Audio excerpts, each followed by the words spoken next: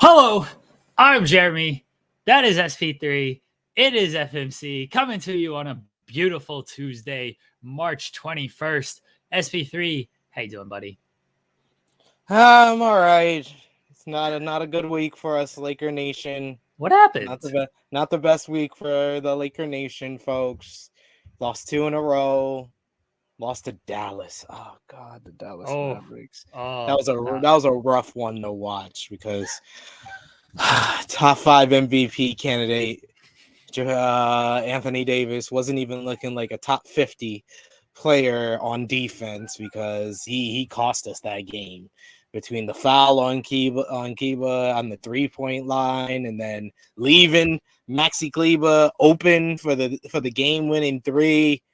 Anthony Davis, I told you last week, when you want to be, you are the best player in the league. And then you just turn around and just make me look like an idiot. I'm done. I'm over it. That's the end of it for this season. I'm not going to claim you as a top 5 MVP candidate for the rest of the season. You have to prove me wrong in the playoffs or play in, or if we even make it that goddamn. Oh my God. It was a long week for Laker Nation. Thankfully, Redneck Mamba, Austin Reeves came through for us, got us a win against the Magic. Whoopee. But we are not in the play-in like we were over the last 2 weeks. But thankfully, the West is a whole mess where 5 through 12, Jeremy, are separated by 2.5 games as we head into the final 2 weeks of the season.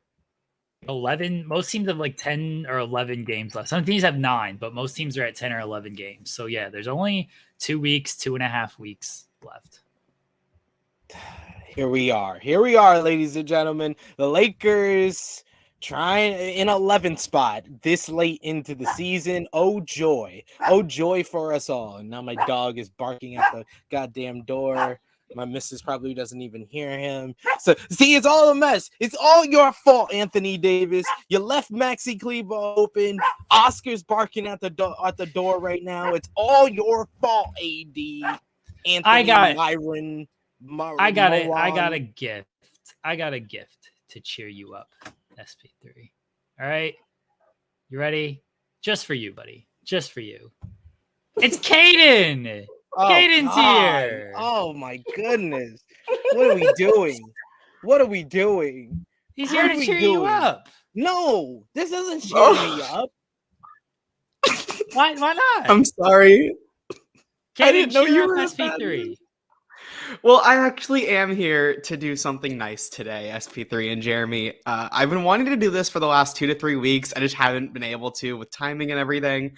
But with a stressful 2 to 3 weeks coming up for everybody here, I wanted to spread some positivity.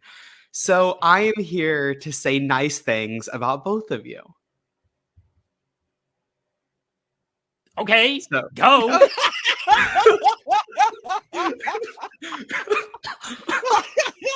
He was waiting for us for our response. Like, what were we doing here? I don't know. Jeremy, I'll start with you. You are the headline god. Nobody makes better headlines. You said a nice thing about me of a nickname I gave myself. You're off to a great start here. Well, it's the truth. You are.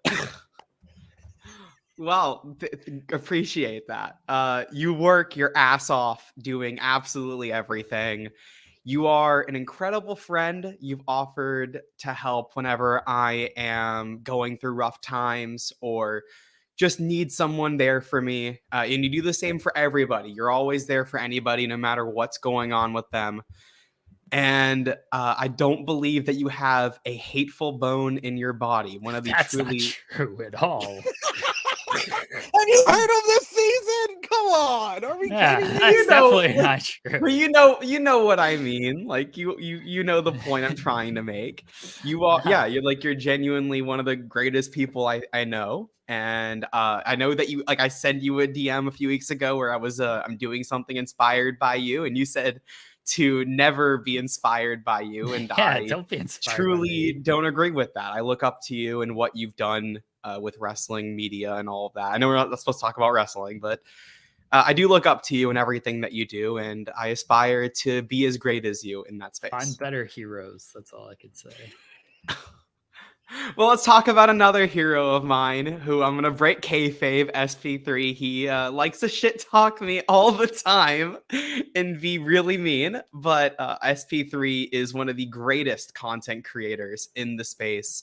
Always killing it with every single thing he does, putting in intense hours, never lacking with the amount of content, and the content is always quality. He never lets it get to a spot where it's not fantastic.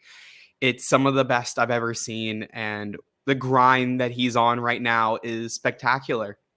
Like that's like, I know yesterday you said one of the greatest minds, Jeremy. I 100% agree with that. There's nobody I think is better right now and just on top of their game than SP3.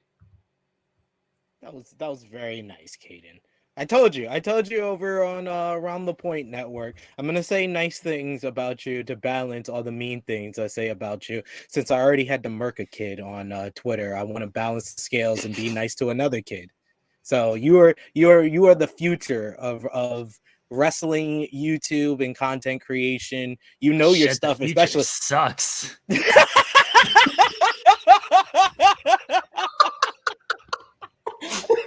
I mean, the future is relative. Who knows what the future holds for us? But Caden is a very genuine and sweet individual. He is a kind person. He's a person that I've heard him say things that he hates, but he doesn't have a hateful bone. He says it in the nicest way possible. Caden's a very good kid, and if anyone knows hockey like Caden, I have yet to meet them. I would definitely go to you if I had any hockey information that didn't have to do with the Mighty Ducks, Caden. You're a great individual, and you're doing great stuff. You're working your way up the ladder, and I love to see it. Thank you. God, that hurt me saying this love fest is sickening. Absolutely sickening. Anything else, Caden? I'm not putting you over. All right, I'm not doing it. I don't expect you to. I'm not breaking kayfabe. I'm about to go do a newsroom shift, so that's great. I'll have fun. I hope it goes well. Thank you. Take care. Did you go to the Canadians Lightning game? Isn't that the game you said you were going to go to? Okay. I forgot who won. Was it good? It was a good game. I think it was with an empty netter, 5-3. Brandon Hagel got a hat trick. Oh, okay. There you go. Did you throw your hat? I didn't have a hat. It's a hockey game. You bring a hat to a hockey game. Well, why would I throw a hat for the other guy who gets the hat trick, not on my team? Because it's tradition. Nah, fuck Tampa. Could you imagine Caden with hat hair? Oh, that would be. I can't picture you in a hat. Do you have a hat? Can you put a hat on? Yeah, let me get a hat. Long hair. Like, I can't picture him with a hat. Not a great look. Honestly, he doesn't wear hats. It's not a great look for you, Caden. No, it's terrible. Yeah. He looked like a support character.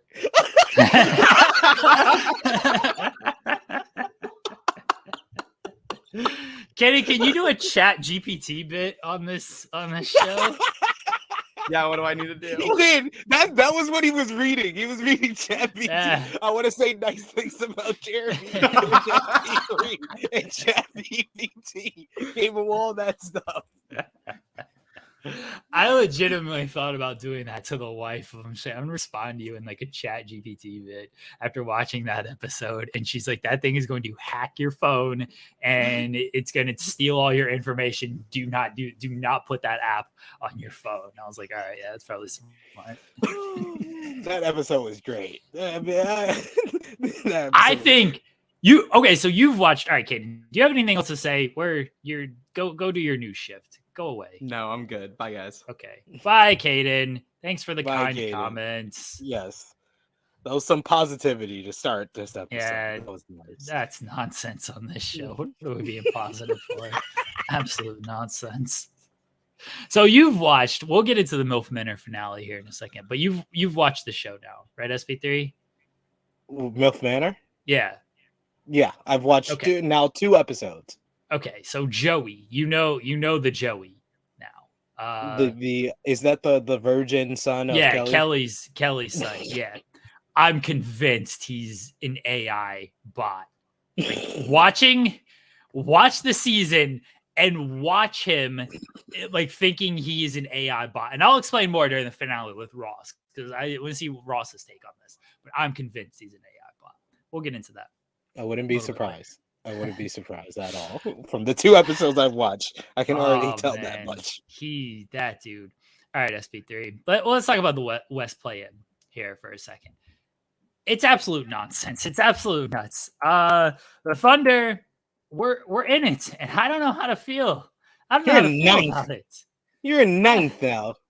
I don't know how to feel about this. I keep waiting for the Jazz to fall off. They beat the Kings last night. Like, what are we doing, Utah? Now they play the Blazers. Blazers are cooked, by the way. They're done. Yeah. Dame seems resigned. He's like, Dame even publicly said it. He was like, oh, we're out of this. Yeah. So the Blazers are done. I think they're going to shut Dame down here shortly. The Pelicans still can't buy a win without Zion. You got the Lakers and the white privileged Austin Reeves getting all of this love like he's the second coming of Kobe when he is dude. The Lakers do this with LeBron kind of does this with everybody. Matthew Dellavedova, it's like, oh, look at this guy. Look at this hardworking white guy on a LeBron team.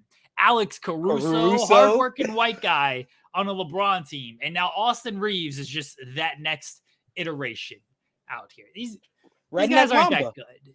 Nah, he's not that good. I don't even mind Austin Reeves, but the Lakers' exceptionalism when it comes to these guys, they're fine players on fine teams having to play a bigger role because the team wasn't constructed all that well. And it's been better since the trade deadline, but somebody's got to score and do some stuff with LeBron. And these white guys, they play hard. Bless them. They play hard. That's what we do. White people in basketball, we play hard. We're not the most skilled guys in the world, but we'll give you some good effort out there. We'll D up a little bit. We'll hit some shots. But let's not act like Austin Reeves is like an MVP candidate. They're going to try trading him they're going to have to give him away for a second round pick like they did Taylor Horton Tucker, who's playing pretty well in Utah, by the way. He is. Yeah. He is. Oh. I mean, I'm not appreciating all this disrespect of Redneck Mamba. He's doing his thing. He's keeping us afloat right now. He's the greatest fight player I've seen since Billy Hole. So he's doing his thing. He's doing his thing out here in these streets, and he's holding the Lakers up because Anthony Davis is disappointing me. I put my reputation on the line by bigging up Anthony Davis, giving him an inspirational speech that I did last week, and then he disappoints me with with not playing back-to-back games and we losing to the freaking Houston Rockets. To the Houston Rockets, ladies and gentlemen. Ew. The Pelicans lost to the Rockets too. That was a bad loss, which is fine. I'm fine with these teams losing. Like, it's all.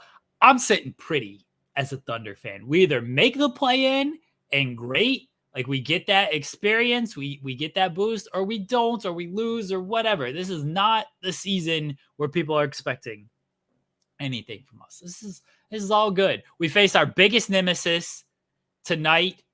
500. That's been our biggest nemesis all season. We've lost like 8 straight games when we've had the chance to make it to 500. That's like us. We keep losing every time we're close to 5. We're one game below 500. We go on a losing streak. We go on 3-game losing streak, 2-game losing streak. It doesn't fail. It's like the Lakers and Oklahoma City are not battling each other for the play-in. They're battling 500 for the play-in.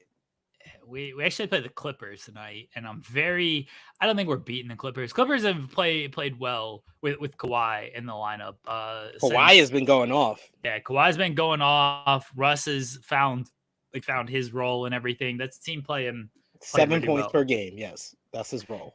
Well, a lot of assists, a lot of rebounds. He's affecting the game. Russ still affects the game.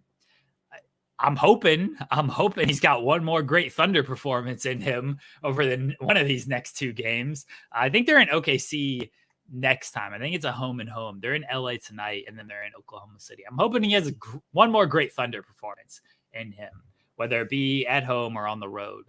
He had a great game against Portland, where he had 9 points, 10 assists, and 12 rebounds. He waved off the triple-double. He did. Yeah. He did. Paul George, they knew he had 9 points, and Paul George at the end of the game with like 30 seconds remaining, he's like, do you want the ball? Do you want to attempt? It's so guaranteed that Russell Westbrook's going to score, but do you want to attempt to score here, get the triple-double? And Russell's like, no, and they took the team turnover. They let the shot clock run out. So he waved off the triple-double. All these people saying that Russ is a stat patter. How dare you? He didn't take a potentially easy triple-double. I mean, he could have had the triple-double much earlier if he didn't shoot like 3 of 12 from the field. But, what can you do? What are we doing here? What are we doing here, ladies and gentlemen? That's Russell Westbrook for you. But, the game before that, they lost to Orlando. So. Yeah, I didn't play that game, but that was still a bad loss. Like, you can't lose to Orlando. That's a bad loss, even with we have a bad loss. The Clippers got to have a bad loss. They're trying to keep consistent with us. We had the loss to the Rockets. They had the loss to Orlando. We beat Orlando, thankfully, because stop the bleeding. God damn, what a week. Why do we have to have this week? Man, that Dallas, we should have won that damn Dallas game. Dallas blew a 15-point lead to the Grizzlies last night. They blew a double-digit lead to us. That team is something else. Like, just something else. They can be up. I saw that when they were up last night. I was like, oh, Memphis doesn't have like Ja, Adams. Like, they're still missing a lot of their guys. Like, this lead might seem a little bit safe with Dallas. And then I check the score 5 minutes later. It's like, nope, this lead is not safe. It is now a 3-point game, and there's still like 9 minutes remaining in this quarter. I'm like, Dallas is going to lose by double digits. And they damn near did. Like, that, it would honestly be, I like Luka. I'd like to see Luka in the playoffs because I want to see the best players in the playoffs at the end of the day. I want to see the top tier talent. It would be hilarious if this team misses the playoffs. They go out, they trade for Kyrie because they're like, we got to get Luka a second star and we got to get some pressure off of him.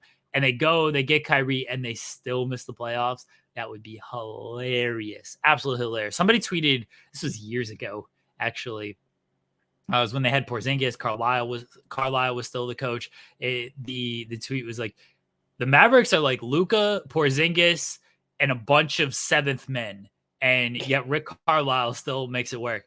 And that's still what they are. It's Luka, Kyrie, and a bunch of seventh best players on most teams. And except it's Jason Kidd is the coach and not Rick Carlisle. And Jason Kidd's not as good of a coach as Rick Carlisle. And it's working about how it's working right now. Just, that's a disaster fire of a team. Pretty much. It's hilarious to me. They're 500 right now. Kyrie is back, but no Luka. So all these games are going to be tough for them, regardless of if they win or lose. They're making it close at the very least for most of these games. I mean, they went into overtime with San Antonio. The game that's not good. Who cares if it's overtime? They should have lost that game. San Antonio pulled a fantastic tank job in that game. They were trying to tank out on that, and Dallas was still like, no, let's make this competitive.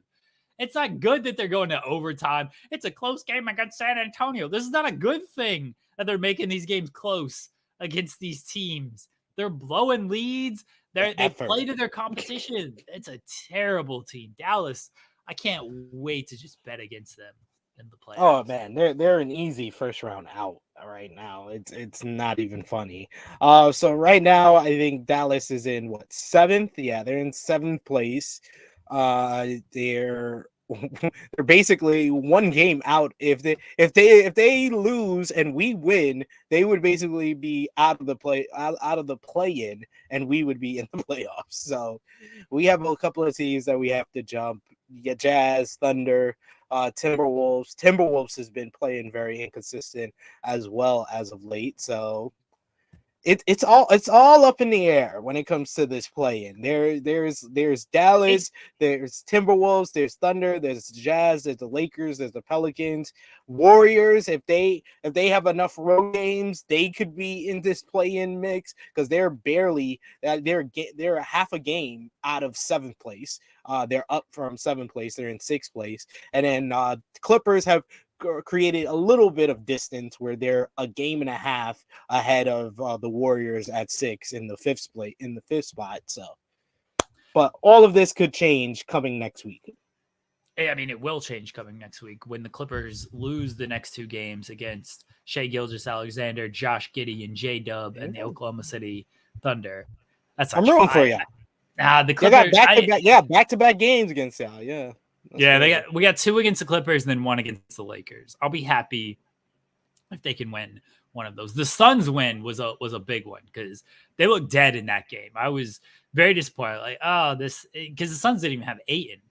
I was like, this isn't going well. And then the 4th quarter, they just turned it around. Bless them. So, that was a big victory against the Suns. I don't have high hopes to get this next stretch, but then we kind of got like an easy stretch where we need to definitely win all of those games. It's like four very winnable games. It seems like right now we have the tough stretch. Every other team has the easy stretch, but then it comes into we have an easy stretch and every other team has a little tough stretch. So yeah, we'll see. It's going to all change by next week. Anthony Edwards is out for Minnesota, and yet they still just they rolled on whoever they played last night. They dominated them. They beat the Jazz beat the Kings. Who did the Timberwolves beat last night? The Knicks. They beat the Knicks. Yeah. Julius Randle had 57, and Jesus didn't matter. They lost to a Timberwolves team without Anthony Edwards. Hey, Rudy Gobert had 16 points. So there you go. No, it was Taurean Prince who had 35. That really kept him afloat. Prince, but they had 7 players in double digits, so it was a team effort, really. I figured once Anthony Edwards got hurt, it's like, oh, okay, that's the end of Minnesota. It's like, nope, we're just gonna beat the Knicks despite Julius Randle having 57 points. The West is so weird. You can't figure it out from day to day. Just cannot even pretend to figure it out. Anybody who thinks they have a firm grasp on what's happening in the West, they're lying to you. They're 100% lying to you. I thought the Jazz were going to fall off. They beat the Kings last night. Walker Kessler is out here looking like prime Rudy Gobert. What a trade that was for Utah, by the way. Grizzlies without Ja Morant won 3 straight. Yeah, the West is just weird. The Nuggets, let's get into this. The Nuggets go to the East, and all of a sudden they can't buy a win. They're not even playing good teams out East, and yet they can't beat them at all. Jokic is still putting up fine numbers in these games, and yet they're losing. And now Joel Embiid is the favorite for the MVP. It looked like Jokic out of nowhere locked up. It looked like Jokic was locked up a week ago, and now what was Embiid it 2 weeks ago? Yeah. 2 weeks ago, we had already wrapped it up. We gave it a gift to Jokic. We was like, here's your MVP, your 3rd MVP award, unanimous MVP. And in 2 weeks' time, all of that has changed because of the numbers in the month of March. Because people need to remember the fact that the last 2 seasons that Jokic won the MVP, he really won it in the final 2 months of the season, really, because Joel Embiid goes down with the injury in the first year, and that's when people started really jumping on the Jokic bandwagon, where it was really split between the two for most of the season. And then last year, Jokic had a very strong close to the year. Embiid kind of tailed off and was kind of more reliant on James Harden, and that's why Jokic won back-to-back MVPs. Now this season, do you want to hear these numbers for the month of March, Jeremy? I have them. I did my research. I have numbers here. I had my statistician to print this out for me so I could read it here on air. Jokic for the month of March is averaging 25 points, 13 rebounds, 9 assists on 64% from the field, 38% from 3, 79% from the line. Really great numbers. I think it's better than I would say 95% of the year. Why I say 95% of the year and not of the league and not 100% is because Joel Embiid, my friends, is averaging 36 points per game, 9 rebounds, 2.5 blocks on 63% from the field, 46% from the 3-point line, and 83% from the free throw line. This man is going off. And he's like, Jokic, I'm not about to let you just walk your ass to that MVP podium. I am going to make a statement, and I'm going to make sure that it's tough for these media members to vote against me because he's closing out the year very, very strong. Embiid's been impressive. They're winning a lot of games. They're beating a lot of good teams. And the Nuggets, even though Jokic he's a little bit down on because he's been averaging a triple-double this season. Yeah. So his numbers are like slightly down, but they're relatively in line with what he's been doing. And I'm sure all the advanced metrics are favorable towards Jokic as well. But they've been losing games. At the end of the day, that's what people are going to look at is like, you're losing games against these teams you probably shouldn't lose to. And then the Sixers are winning games against really good teams. The Sixers did lose last night against the Bulls in just a very ugly basketball game. They play the Bulls again, I think tomorrow night. Harden might be hurt. So look, Embiid, I think Harden is faking an injury so Embiid can boost his MVP case even more. I also think these are conspiracy theories I've seen. He's a good teammate, ladies and gentlemen. Don't believe the hype. James Harden's a good teammate. So Harden's faking an injury to boost Embiid's case. Jokic is tanking games because he doesn't care about the MVP race. And he's like, you know what? I'm just going to remove myself from the discussion. I'm going to tank these games and Embiid can win. I've said this. I don't remember if I've said this on the show. I know I've said this to my buddy Sammer. I think Giannis is actually like the MVP of the league. Like if you looked at it like objectively and you're like, who's the best player? Who's the most valuable player? I think it's Giannis. Giannis does it on both ends of the court. He affects the game in ways that nobody else can affect the game. He's the best player on the best team. Like the Bucks are probably going to be the 1 seed. They got a better record than the Nuggets. I think Giannis is the true MVP, but he's already won it twice. So it comes into that voter fatigue thing that we've talked about. And you got to do something just super impressive, like Jokic had been doing for most of the season, averaging a triple-double on just extreme efficiency and the 1 seed in the West, which I still think they're going to be the 1 seed in the West. It's just they've lost a few games down the stretch that they truthfully probably don't care about because they're not in a position to like lose any, or they're not in a position to like lose their spot as the top seed in the West. I think Giannis is the best player, though. And that's why I'd give Giannis the MVP. But if Embiid wins it, it'd be deserving. I think Giannis is still the best player in the league, but he missed a bunch of games in the middle portion of the season, and the Bucks were still winning. So he missed like 3 or 4. That's not a bunch. They played well. It was key games, and they went on a 4-game winning streak without him. They lost a couple of games they shouldn't have lost without him. Yeah, but the Warriors game in particular was a game they definitely should not have lost. That he did not play in, and they ended up losing that game. Bucks are a good team. I think any other season he's missed 15 games this season. That's a good portion of what is that? I think it's like 1/8 of the season. So that's a lot of games. That's a lot of games. Joel Embiid and Jokic have not missed that many games.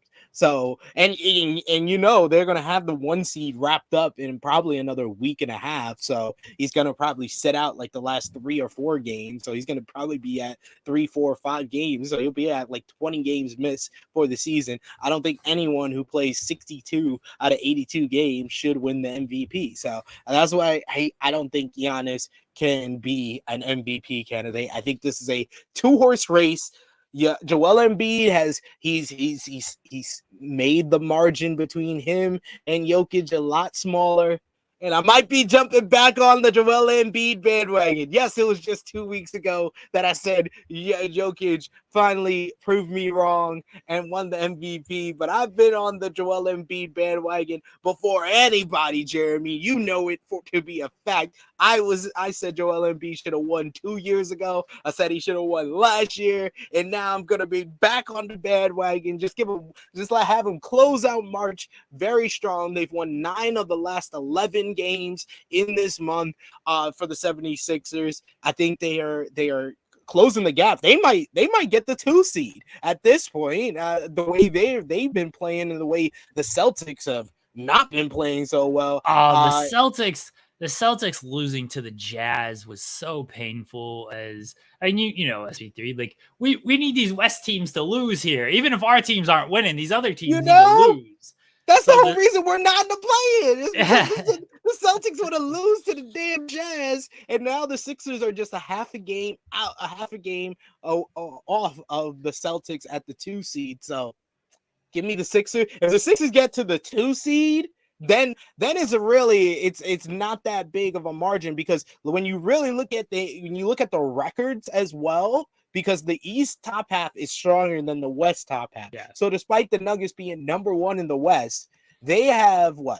I think they have 48 wins, and I think the Sixers have 48 wins. Yeah, the Sixers are 48-23, while the Nuggets are 48-24. So the Sixers right now have a better record than the Nuggets. So the argument is getting better for Joel Embiid to sneak in here and steal the MVP, which I'm all for. I'm all for black people stealing from your Eastern Europeans. Wait a second. What?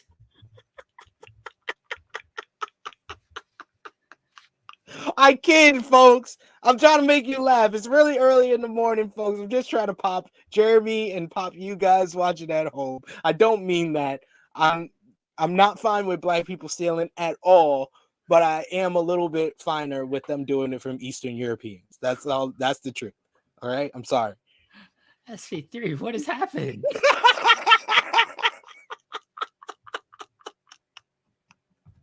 What are we doing here, SP3? Just trying to pop the fans. I apologize. I'm all over the place this morning. It's been a long week. Come on, folks. Do you understand what I've been through? It's Tuesday. No, I'm talking about since the last time we did the show. It's been a long week for me. Fair. We lost to the Dallas Mavericks because Anthony Davis went to leave Maxi Kleber open. What was he doing? He was like, I mean, wouldn't you leave Maxi Kleber open? Like, never. Maxi Kleber's the threat. You'd rather just let Kyrie go 1-on-1 than he already had 2 defenders on him. What do we need a third one for? Make it really difficult.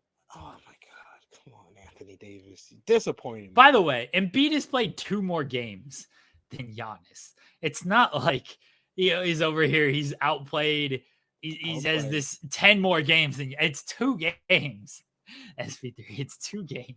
That was 2 significant games, because that was the games that was the games that got them to just a half a game out of second place.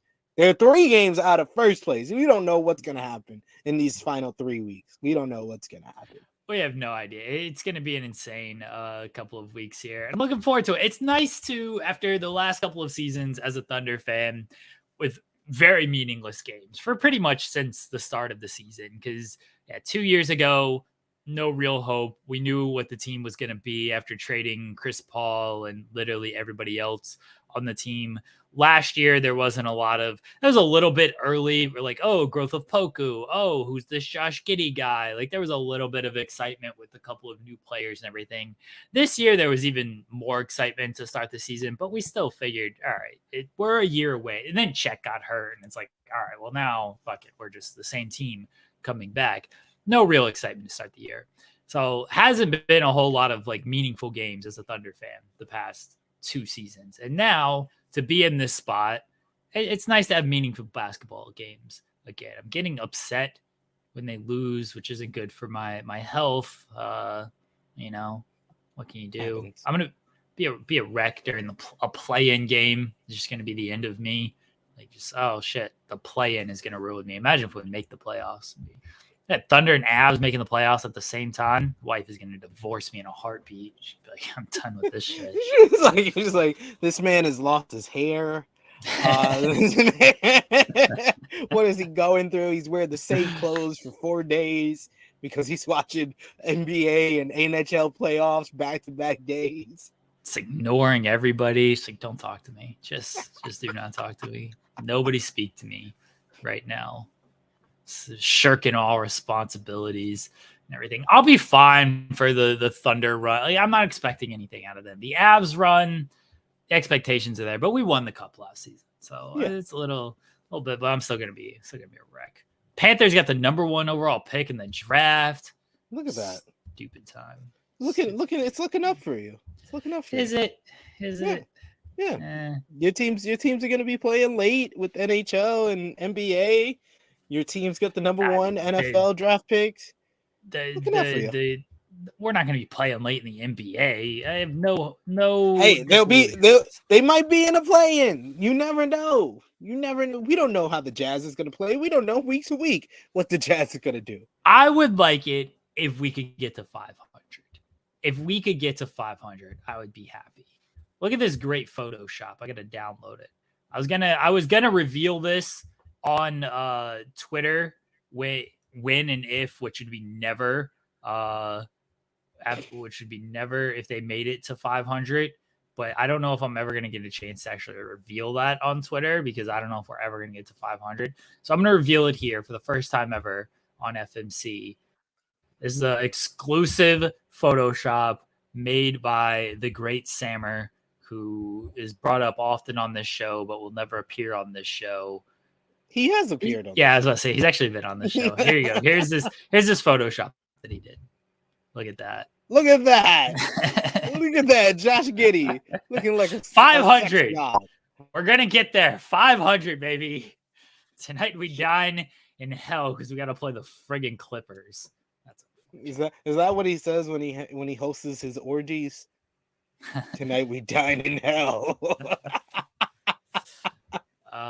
All right, I've sent this link to Ross so we can talk about the finale of MILF Manor. I'm sending this link to our pal Cher Delaware so we can talk about the challenge. And we can see Cher's reaction to you talking about the finale of MILF Manor. It's the finale. This is big time here.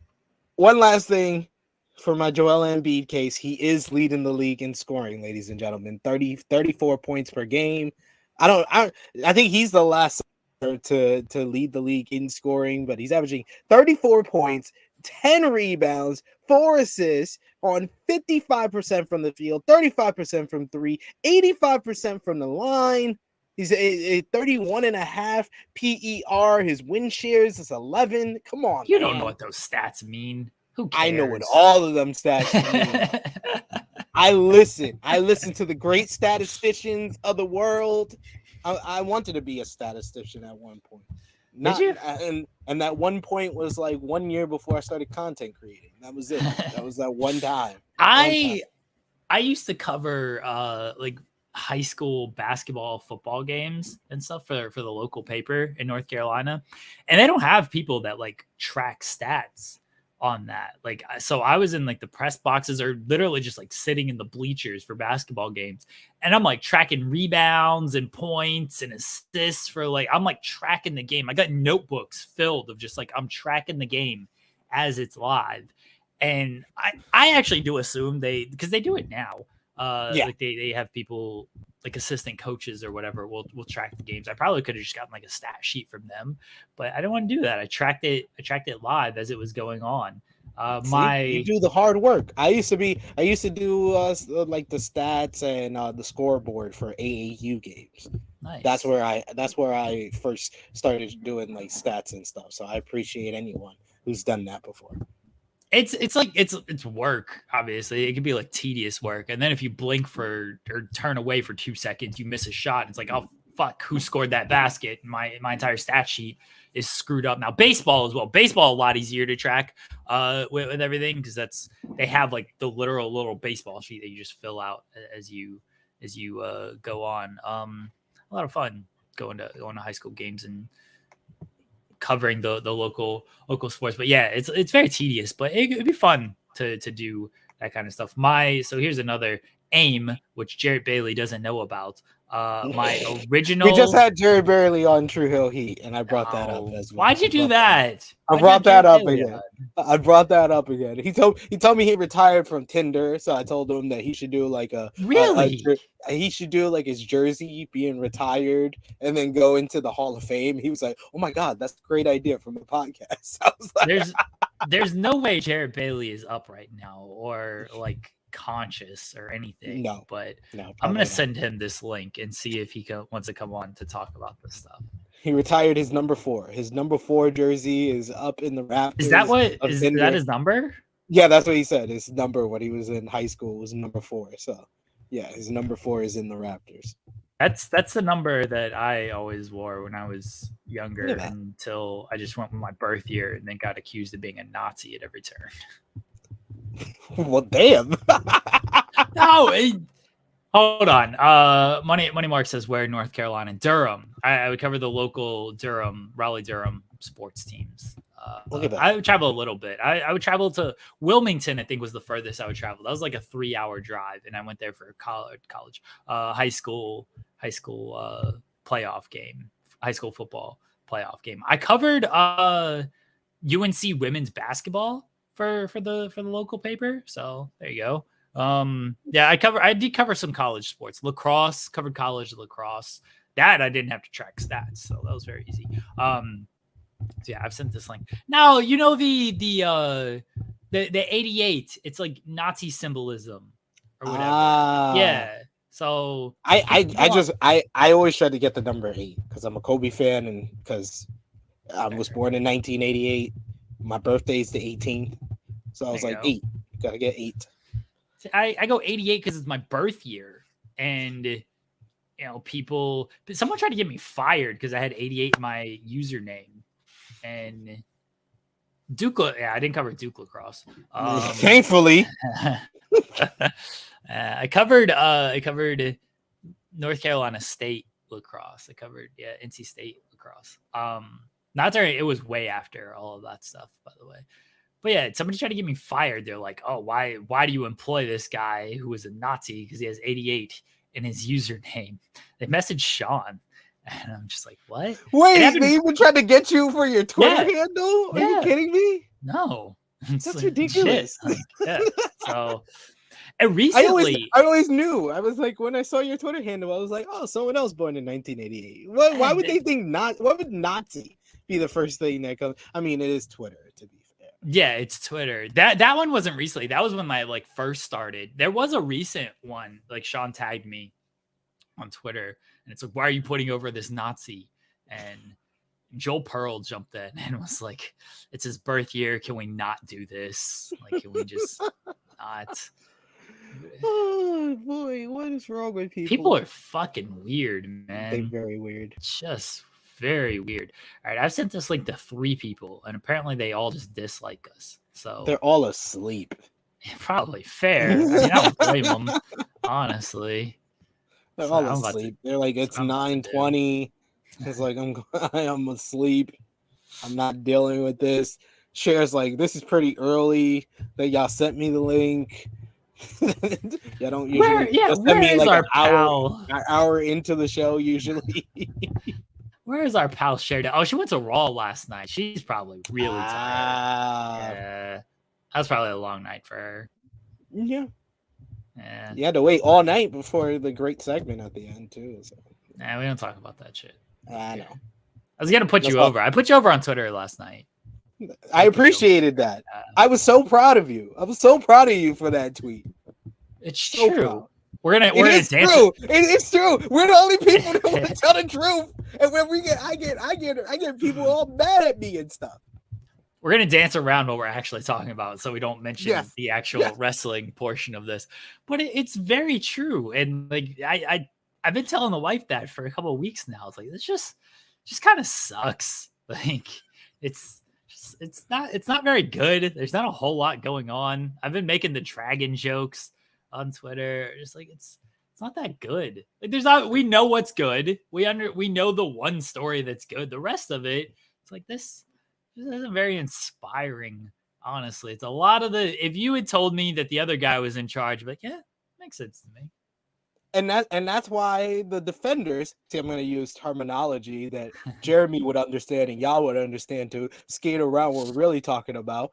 The fact that Adam Silver is better than David Stern, that's what they've been relying on. And anytime Adam Silver does anything bad, they be like, oh no, it's got to be David Stern. David Stern's back. He's back in the room. That's the whole reason. David Stern's not even alive. David Stern. They're like, oh, it's gotta be David Stern, David Stern's back in there, so gotta be him. It's no. We gotta give Adam Silver time. He's been in charge for 8 years or 8 months, whatever it is. He's been in charge for a while now. Why are we still using this excuse? It's not great. It's not great, honestly. All right, Love Is Blind is back on Friday. Oh, it is? Yeah, very excited because we haven't had much reality television to watch. Perfect Match wrapped, and so that was the end of that. Are You the One? Did you watch?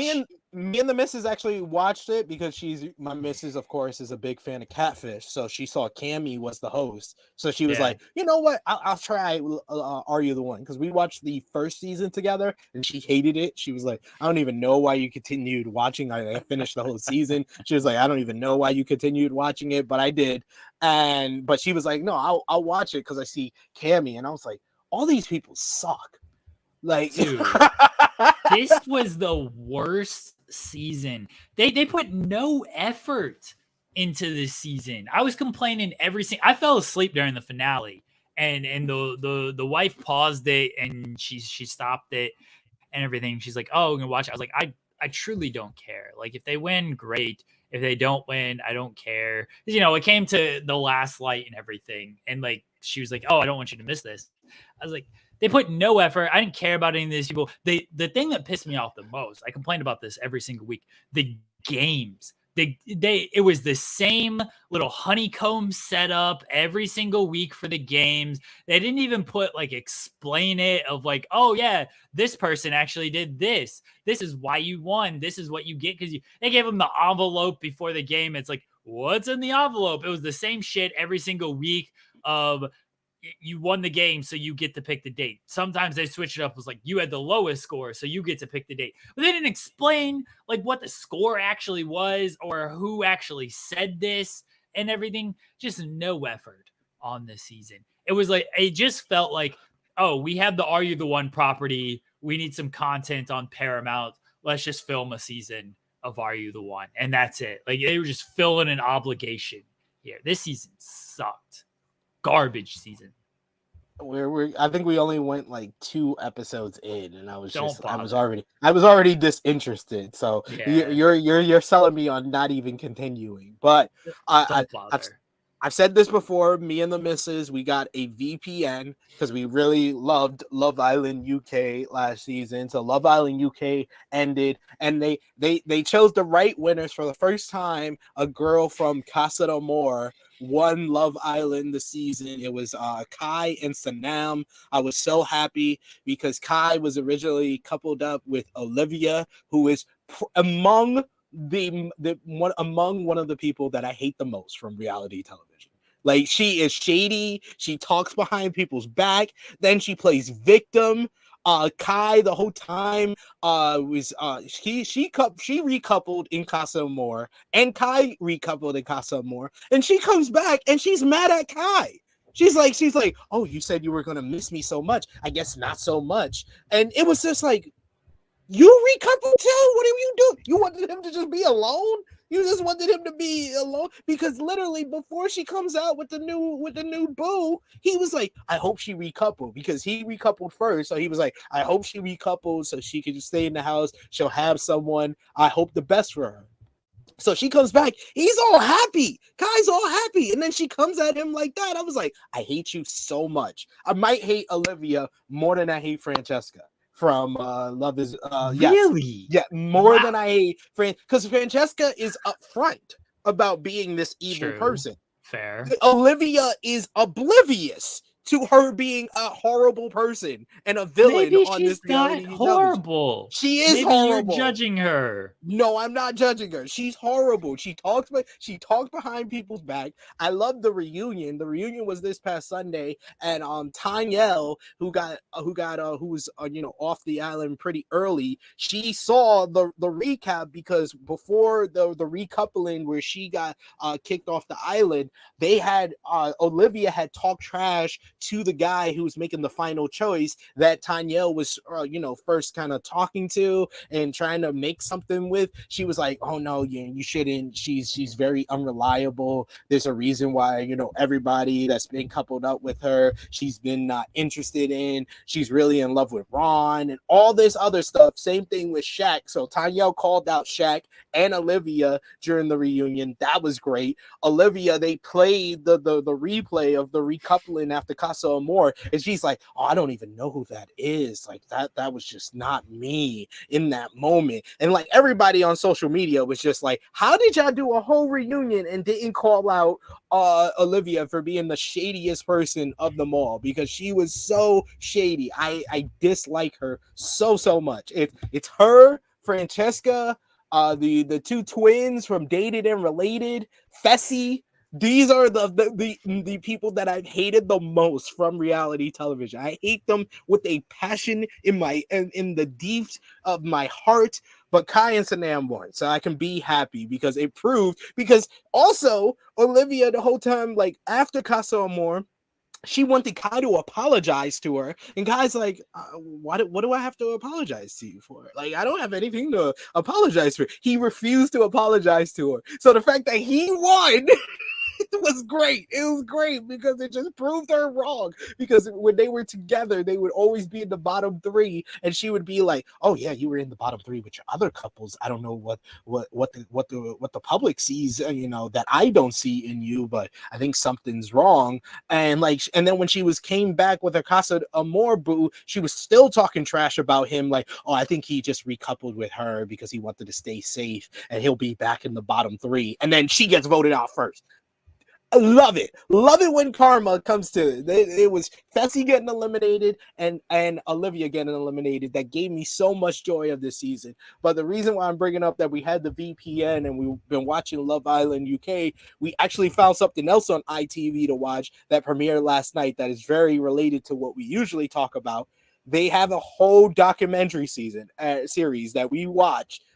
This is a reason for people to get VPN too. It's called Revenge Porn, and it breaks down everything that's happened with Stephen Bear and Georgia Harrison. Oh, wow. Yeah, and Georgia is like one of the main, I think she's like an executive producer on it. It was all about her firsthand, like breaking everything down. They talk about the challenge season. They had Theo on it talking about like how seeing their relationship from the third person. And Theo actually told Georgia very early on that she shouldn't be with Bear, that she's gonna end up crying and her life's gonna be ruined. Kaz, who's on the World Championship from Challenge UK and on the World Championship now, she's on it because she's like Georgia's best friend. So, but it was crazy. Bear is also up there as one of the most hateable people, because I did not like him after he cheated against Wes in the War of the Worlds 2, when he was basically beating the crap out of Wes during that like balls in type competition, when it was like nothing, you weren't supposed to punch people during that elimination, and Bear was doing that to him. So I did not like him already. Plus he just has a horrible attitude. Plus he tried to ruin Kayla's relationship in Total Madness as well. But learning all that's went down between her and him, and the fact that he's now got to go to jail. Man, Stephen Bear might be one of the most horrible individuals that's ever had a camera put in front of their face in the history of mankind. He is. Let's say he's an actual. We're gonna bring on Cher Delaware, who has been hanging out backstage. Hello, Cher Delaware. How are you? I'm doing better. I have more of a range of motion in my face now, so I am doing better. I was at an event of a thing that we don't speak about on this show last night, and I always have people that want to meet me. I don't know why. And this guy was like, "Oh, we should have taken a picture," and I was like, "Oh no," because I smile like this right now. And if you take a picture, then you have to break up with them. Yeah, the next holiday is. Actually said that later. He was like, "Damn it, I could have had a breakup wished upon me." And I think that's like everybody wants to be in the group of having a breakup wished on them. So Alex McCarthy got a whole new phone that's not a potato just so he can have that wished upon him. So has anybody punched Alex McCarthy yet? No one should ever punch Alex McCarthy. I'm trying to get Sean to punch him. I'll do it in LA. Absolutely. Thank you. The wife said she would punch him for me. Oh, she's trying to fight everybody right now. I don't know. She's Rhodes last night. I mean, she's always trying to fight Cody Rhodes. She's trying to fight me. I do so many bits just to annoy her. Now during the whoa, I scream that now. She's not a fan of that. Yeah, so she's trying to. I mean, we do that too in our house. Taught the kids how many great how many royal families does wrestling have, and they respond back more than one. Not a fan of that bit. Got the kids involved now. Just so much good stuff. Yeah, she's trying to fight everybody. Trying to fight me, Jensen, Alex McCarthy. These are all great people. What are we doing here? Not me. I'm terrible for putting her through all of this. She has every right to fight me. All right. So Stephen Bear, an actual disgusting human being. Yes. I mean, some of the people on reality television, they suck. But it seems like they're just horrible in like a reality television kind of way. Maybe, they're not downright just horrible. This guy actually like an awful person trying to ruin lives and everything. No, he's the worst. Yeah, I can't believe he tried to say that he didn't send it when she literally saw him send it. Like immediately after they did their whole deed, he sent it to a friend on WhatsApp and then posted it on his OnlyFans. That's ridiculous.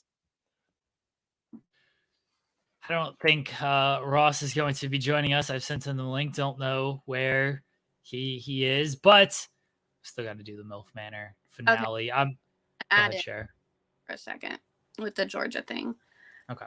It's such like just an absolute invasion of privacy. Even if you consent to having the video taken or anything like that, like it's obviously worse when they secretly record you. But even if you consent to having who the fuck sends it to people? None of my friends want me to send them a video of that. Like that's weird. I don't want to see any of my friends having sex. Like that's so weird anyway. And then to post it on his OnlyFans and then try to pretend like he didn't do it. And I always thought he was annoying on the show, but it was just kind of like, oh, he's annoying. And I thought that at some point he might become kind of like Kyle was at the beginning. At the beginning, Kyle was a shithead, but then he became like more endearing the longer it went on because Kyle's just dumb. Like, I mean, no, Bear is just a terrible human. Like, he is a terrible person. And no matter what people think of Georgia because of other dumb things that she has done, she didn't deserve that. No. They're all these young 20-year-olds, right? Like I don't think there's clearly no maturity there. Bananas is 40 and there's not much maturity no. with him. So they're all these young 20-year-olds, and I would imagine as these young 20-year-olds they're all like, yeah, let me see this hookup and everything, and they're all stupid. they're all just very stupid, and they have terrible friends who support all of this as well. So that's why we don't have friends who want to see any of that stuff. These young 20-year-olds who are immature and are honestly, a lot of it like blinded by fame of it as well. It's like, oh, there's this famous person. We can watch this, and famous. They're on reality television. Like, we can watch this, and it's like, yeah, I want to see this. It's like, just, can we not be better as human beings? And the truth is, for a lot of human beings, we can't be better because we have shows like MILF Manor that will be made. These people on MILF Manor are just trying to find love, okay? They're just trying to find love. Right. Gotta say. Once Charlene was rejected, my love for this show died down a little bit. It took a little bit of a hit. So in the finale, they have to decide if they're going to, if the moms and the sons are going to stay together. And they do this by writing letters. We're pretty sure one of the guys misspelled Paula's name because it's Paola, and we're pretty sure he spelled it Paula. So Paula instead of Paula. Because they said it's, well, they go back and forth from saying that from the episode that I've seen. Like you should still like know how to spell it. You know what I mean? Like that's still like kind of an issue. So we're pretty sure that was misspelled on there. So they write their letters. Here's why I'm convinced Joey is an AI figure. Okay. He is 20-year-old. Okay, I gotta say this first off. So they're playing a game of like truth or dare, and it's the Kelly's there, Joey's there, Jose, Paula, that's all the family. Then there's Emma, who is Joey's sister, Paula's daughter, and there's Mackenzie, who is Joey's sister, Kelly's daughter. So they're playing truth or dare with everybody. I was like, this is just Thanksgiving for them because Paula is with I forget who she's fucking with. Ryan is the guy's name. And then Kelly is fucking with Jose. And then Joey is there with Stephanie. I don't remember if it's Stephanie. The wife will correct me here in a second. Anyway, it's like Thanksgiving, the dinner for them. This is all just family. They're playing truth or dare. And they dare Joey's mother. Not Joey's MILF mother. Is that the MILF? His mom? His MILF. His MILF. Not his mom. Well, she's a mom. I mean, I would never call my mom a MILF, even if she was a MILF. Please just call their mother their mother. Yeah. Okay, his mom is Kelly, and his girl is I forget her name. It's not Stephanie because Stephanie is with somebody else. I'm pretty sure it's not Stephanie. Where's the wife to message me these things? April, there she is. Stephanie and April are not anything alike. Yes, April is who Joey is with. Yes. Okay, I couldn't think of her name. It took you too long to respond. You're supposed to know these things quicker. I don't care if the feed is like 5 minutes behind. You have so Joe, loudmouth from the other room. Yeah, I know. I got to be super loud so she hears me and comes running in. It's like, what's wrong? So Joey's 20. Joey's April 20. J. April is 60. Okay, so keep this in mind. Joey's 20, April 60. So they're playing truth or dare. They dare April to kiss Joey. All right, and so April goes and gives Joey. Yeah, kind of. So they dare April to kiss Joey. April goes over, gives him like a peck on the lips and everything. And the wife possibly, she just goes, "This is not how his first kiss should be. Like, they just gave the kid his first kiss. He got his first kiss on Truth or Dare on television." It popped me so much.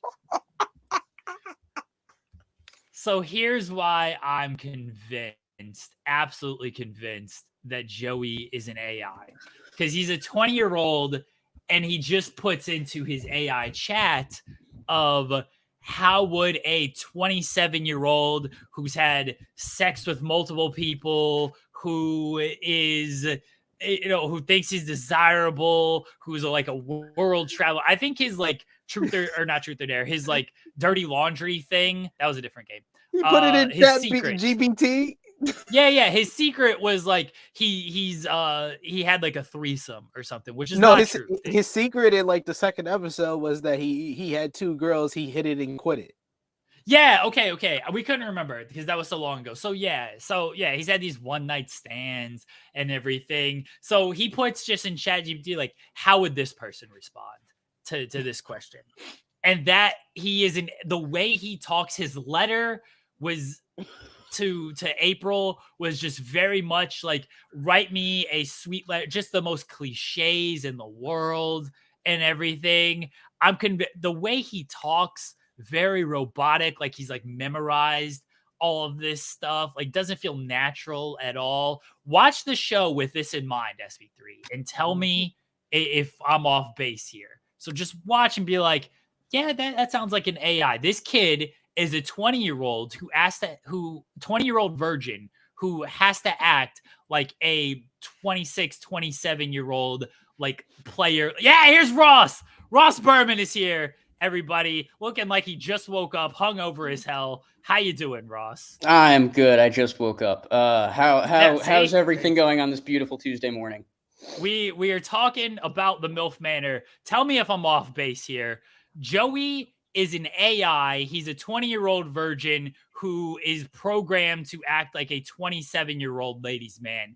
And it's tough for him to figure out. Everything he is saying is just in a chat AI. This is my theory here, because he had his first kiss with April. He's the explanation with Joey is very simple. We all this is a wrestling show. We all understand kayfabe here, right?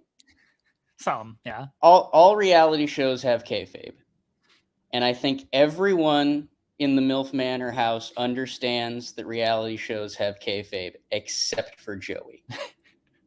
And I think the episode that proved that to me is the episode where they bring in the daughters and the family and everything. And suddenly Joey's just sitting there like, wow, all these people seem to like me all of the sudden. It's created such an interesting moment in my life. And he's like, what's her name? Emma starts like complimenting him. And he goes, oh, thank you. Like he has no idea what to say about it. He's just like, oh, I know. I'm nice. I'm good. You know, it's very... This is why I'm convinced he's an AI. He just he's too real to be an AI. That's my point. He is too real of a type of person to be an AI, and that's why I hope that that's why I'm kind of glad that all the commitment ceremonies went the way they did, because I don't think Joey understood that even if April had like truly committed to him, it's over once the cameras stop rolling. You know what I mean? Yes. It was I felt bad for Joey that everybody else committed to each other for the, 2 seconds that the filming was still continuing. And then she was just like, we're just going to be friends. And he was like, I gained a friend. I got me a 60-year-old best friend now. Oh man. Yeah, I don't know. I'm going to be real honest. I felt like the finale was a bit of a letdown. It was a bit of a... I think the show went out. It kind of felt like they went, we got to get out of the villa. The Verbo's up. We gotta go home. All right, let's wrap this up, everyone. Write some letters. Decide what you're doing. Shit or get off the pot. Let's go. Let's wrap this up. I agree. The finale was it was a letdown once Charlene did not find love and did not get taken into the bedroom. Cher, don't you make that face. Don't you make this disappointed face. This was the only thing I was rooting for all season, and it didn't happen. And, Kelly started off hot, and then things kind of tempered down with her and everything. She had to try to sneak out with Jose, create a little bit of drama there. But even Paula came around and was like, okay, sure, I guess they're fine. It seemed like she understood, like, yeah, they're going to be together for 5 more minutes. And then once these cameras stop, it's over. So I may as well just act like I accept all of this. Ross, do you think we witnessed Joey's first kiss when he was dared to kiss April, or April was dared to kiss him? Do you think that was his first kiss? No, but I do believe that it was his first game of Truth or Dare. I knew a lot of guys like Joey in high school, and there is like this, I get this vibe that like he has kissed a girl, but he's never been in a big enough group to play Truth or Dare. Like I don't know. I get this weird I don't know. I get this weird vibe from Joey that I haven't been able to shake in how it's been 48 hours since the finale, and I haven't been able to shake it. He, besides Charlene needing her own manor for rocking Charlene of Love, I need a Kelly, Joey, McKay. I need that family to have their own reality show. I need the universe to be created out of this. I need the MILF Manor universe. TLC will admit that shit. When McKenna showed up, it made Joey and Kelly's relationship make way more sense. Because like Kelly and McKenna are the mom and daughter that are trying to be sisters, right? Where it's like they are close. They go partying together. They have done everything together. And Joey wants that relationship with his mother. He wants to be at this. He wants to, feel like he belongs. Like that was the vibe I got from Joey for the entire season. Is that he really wants to prove to his mom that he can hang and prove to his mom that he's cool. And I don't know if he succeeded, but it definitely. I think once McKenna showed up, it snapped everything in place for me as a viewer. We need this whole family to just have their own reality spinoff because she's got other kids as well. I want to know where the dad is, how he plays into this. I say get Jose coming around every now and again. We need more to come out of the MILF Manor branch here. My personal favorite moment from the finale was when Ryan and Paula committed. And then they cut to a talking head of Ryan's mom basically being like, good for them, but he's going to cheat on her. Like, that was the vibe that I got from his mom's talking head interview. She was trying to not say, I'm glad that they have found each other, but my son is not mature enough to handle a relationship with anyone.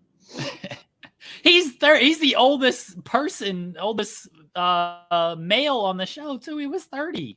I know, and he acts like he's 20. He's got that he's completely possessive. He keeps writing songs for people. He is just Ryan is also someone that needs a reality show about him because he's got that Jersey Shore side character vibe.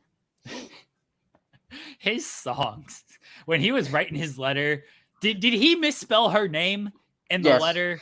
Okay. Me and my girlfriend have a theory that the reason they had to read their letters to each other is because they weren't sure that everyone was going to be able to read the letter that someone had written them.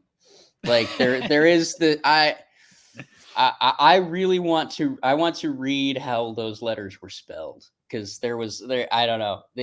That was the point where they were like, you already spent your last night in the house. Now go write letters. And it took everyone so long to write the letters that they were writing into the night and they got an extra night in the house because everyone took so fucking long to write this shit. They cut to Jose. He's writing. It is pitch black outside the window. It's got to be 9 p.m. by that point. It takes a while to express these feelings. And if you're Ryan writing songs and poems, he was like, this is going to be my magnum opus. This is going to be my great song. This is going to be the song that proves that I am the greatest of all time. That again, Ryan needs a show. That weird possessive dude. I was very disappointed. It seems like there's no reunion or anything. None of these people want to remember they were there. They don't want to go back. They don't want to revisit this. Who cares? TLC needs to force him to do it. They force all this other shit upon everybody else with 90 Day Fiance and everything. Get him back there. I need to know how these stories end.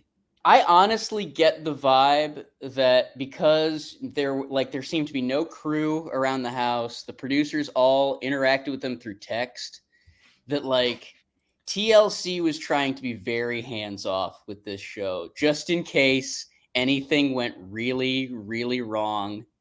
Because as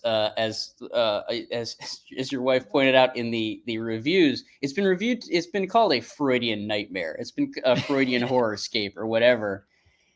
And funny. Oh, sorry. Go ahead. Was TLC recording it via Blink cameras or something? It looked like everyone. It's very possible. Yeah, like it looked like all of the cameras were just set up around like various corners of the house. Like it didn't have like there wasn't a lot of handheld vibes to any of the shots. That's very funny that the channel that had freaking John and Kate +8 and the Duggars is concerned about MILF Manor. Well, as I have been joking for a long time about the emotional damages lawsuits, but that is a real concern when you're putting moms and their sons together and telling them to date each other. And so, like, I think they needed to see how this goes. I honestly believe that if we get a second season of MILF Manor, it's either going to be much, much crazier or it's never going to be this good again. Like I don't know. I feel like we've witnessed a singular event here in the past however many weeks of MILF Manor. As a mom, I always say that this show absolutely disgusts me because, like, I'm raising adults. Like, I know that they're going to do things, but and we're very open about things. I still don't ever want to hear about their sex life. No. So as sons, would you guys want to go on something like that with your mothers? Absolutely not. No. Hell no. No. To be fair, Jeremy kind of did at his wedding, though, because Cass was definitely trying to be. Here's how I will put it, because me and my girlfriend have had this conversation many times over the course of MILF Manor. If someday my parents, after 30 years of marriage, got divorced, because my parents have been together for 40. And I don't know how long ago was 1980. But like way too long ago. Exactly. And so like if they get divorced, I hope my mom finds someone, she's allowed to find whoever she wants. I want to be in the house. Don't want to be if it's one of my friends, it's one of my friends. But it's one of I can accept the premise of MILF Manor, but God, I wouldn't want to be there for it. I respect that these women should be allowed to find love, and that these women should be allowed to find love with whoever they want. Everyone in the house was consenting adults, but good Lord, I don't want to see my parents like that. Yeah, like I wouldn't want to be in the situation where I was seeing my sons trying to hook up with people, or where they were seeing me trying to hook up with people. Okay, so I have a question. It seems like for the most part, and Ross, you let me know if you disagree. It seems like the women, for the most part, were the ones that like kind of wanted to do this show, and the sons were like, "Hey, we're accessory here." And you have to remember how the show started. Both the mothers and the sons thought they were going to be on a dating show. Yeah. And so the sons were initially excited. Yeah. Until they found out they were dating older women. They knew they were getting into the older women, I feel like. No, they didn't. They just knew they were going to Mexico to find love. As someone who just watched the first episode, it did not feel like that. It did not feel like that. I trust y'all's memory over mine. I don't know shit. All the moms were told you're going to find love in Mexico, and they were presented with a bunch of 20-year-old dudes. And all of the men were told, hey, you're going to find love in Mexico, and were presented with their mothers. And so I think there was I think the moms had a much different experience than the sons. Oh yeah. Which is also I think the moms were probably told that this is gonna, like, they were probably asked questions alluding to the fact that they were gonna have younger men as the pool. I think that maybe they asked the sons, like, oh, are you interested in older women? And they probably said yes, but I don't think it was as emphasized as it was to the mothers that they were going after younger men. Okay. So let me spin this a different way. Cher Delaware, we're trying to get you on a million different reality shows. I know. So let's assume that you will not go on a show called MILF Manor when you were in your 50s, and Jared Bailey is here now. Everybody shows up now. Yeah. Let's assume you're not going to go on a reality show in your 50s looking for a 20-year-old. Okay. Unless SP3 and I are still around to try to bully you into this, because it'd be a great bit for this silly show that is now on ESPN 18. Okay, let's assume that. But let's assume let's theorize one of your sons are like, hey, mom, I want to go on this show. where I'm looking for an older woman to be with. Okay. But you have to be there as well. Your son they're in their 20s. They're looking for the 50-year-old and they want to be with an older woman. They want to be on the show, but they gotta, it's parent supervision. It's a field trip here. And you have to go with him on the reality show. Would you do this? Okay. So when I'm 50, my son will be almost 29. Okay. So that's fine. Ryan was 30 on this show. Yeah. I think that's a little bit more balanced than 60 and 20 because he might be with a 60-year-old on the show. A 60-year-old could literally be a 20-year-old's grandmother. So that's like, I had my kids super young. I was 20 when I got pregnant with my youngest. So that's more balanced. I will do anything for my kids, but you're staying on that side of the house. And I'm No. You got to stay in the same room. No. I'm like, you got to stay in the same. That's the premise of the show. He's trying to get in Granny's panties. He needs to go over there. And I don't want to hear about it. You got to stay in the same room. You got to get felt up by him, blindfolded, which was the thing that. Oh my God, the blind massages, yeah. Yeah, the blind massages. Listen, my kids don't have a dad around, so they are very, very big mama's boys. And I'm just now getting my 6-year-old to not sleep in my fucking bed. So I am not about to go on a show where he tries to freaking sleep in my bed again, because he already told me that he was going to sleep in my bed till he was 35. So like, we ain't trying to perpetuate further. Yep. And this is also the kid that's obsessed with talking about his freaking ball sack all the time. So like, I don't need to hear it any further than that. No. So you would not do the show, is what I'm hearing. If I could support him without having to watch or hear things. Would you sleep on the couch? Yes. You still got to like participate in these made up games that they have now, so that my spoiled ass kids can sleep in my California king bed. Like, no, you got to kick them out, kick them in the head, be like, get out of here. No, they sleep like little psychos. Like, there's limbs going everywhere, and my oldest is like almost the same height as me, so I can't fight him. Man, you can't. I mean, you might lose, but like you can. You met my kids; they beat the shit out of you. They kick in the shins very hard and everything. I took a Judas effect from one of them the other day, which wasn't very fun. Broken. Nice. Kids just scrap, man. It's very sad. All right, so I asked the wife if she would go on this show, and she said only to drag the kid out of there. So that's the only way. Good answer. Yeah, that's a good. So we've had the reality television conversation because we watch a lot of trash reality television, and I'm like, oh, I fully support it. They want to go on these shows, and this is how they want to find love. Yeah, get them cameras coming around. I know how to be a reality television star too. I know what these producers want to hear and shit. I watch enough to understand how. Well, and you're realistic enough to know they're not going to find love. They're going to find attention. How dare you? However many weeks the show is on the air. Exactly. And so, like, go for it. Yeah, I am the person who believes in love more than anybody. I believe they will find love on these shows.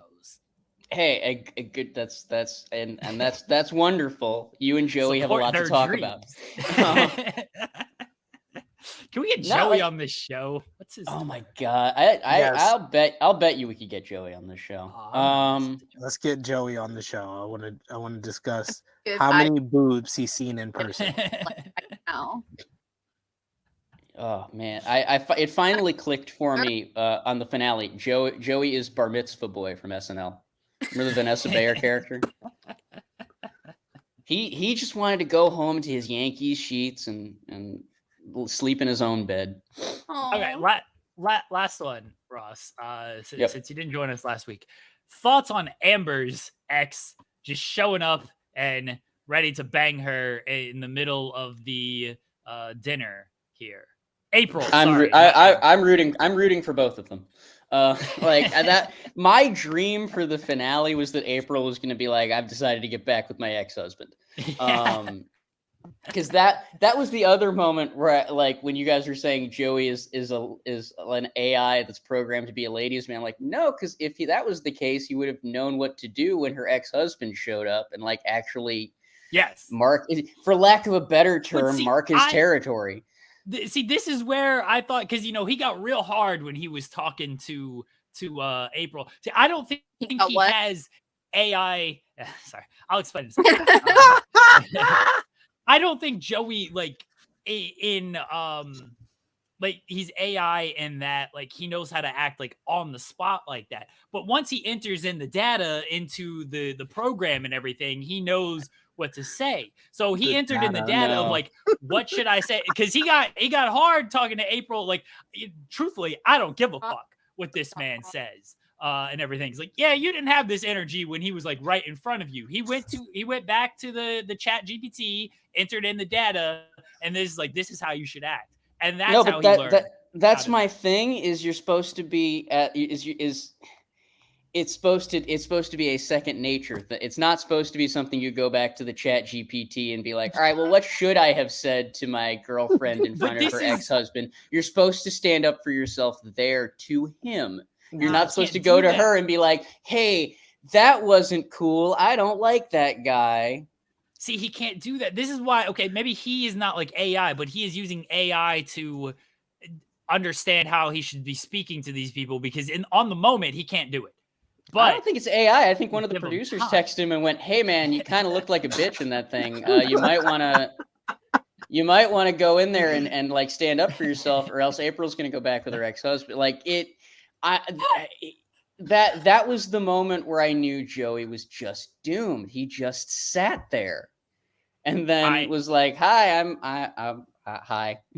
Like, he doesn't get it.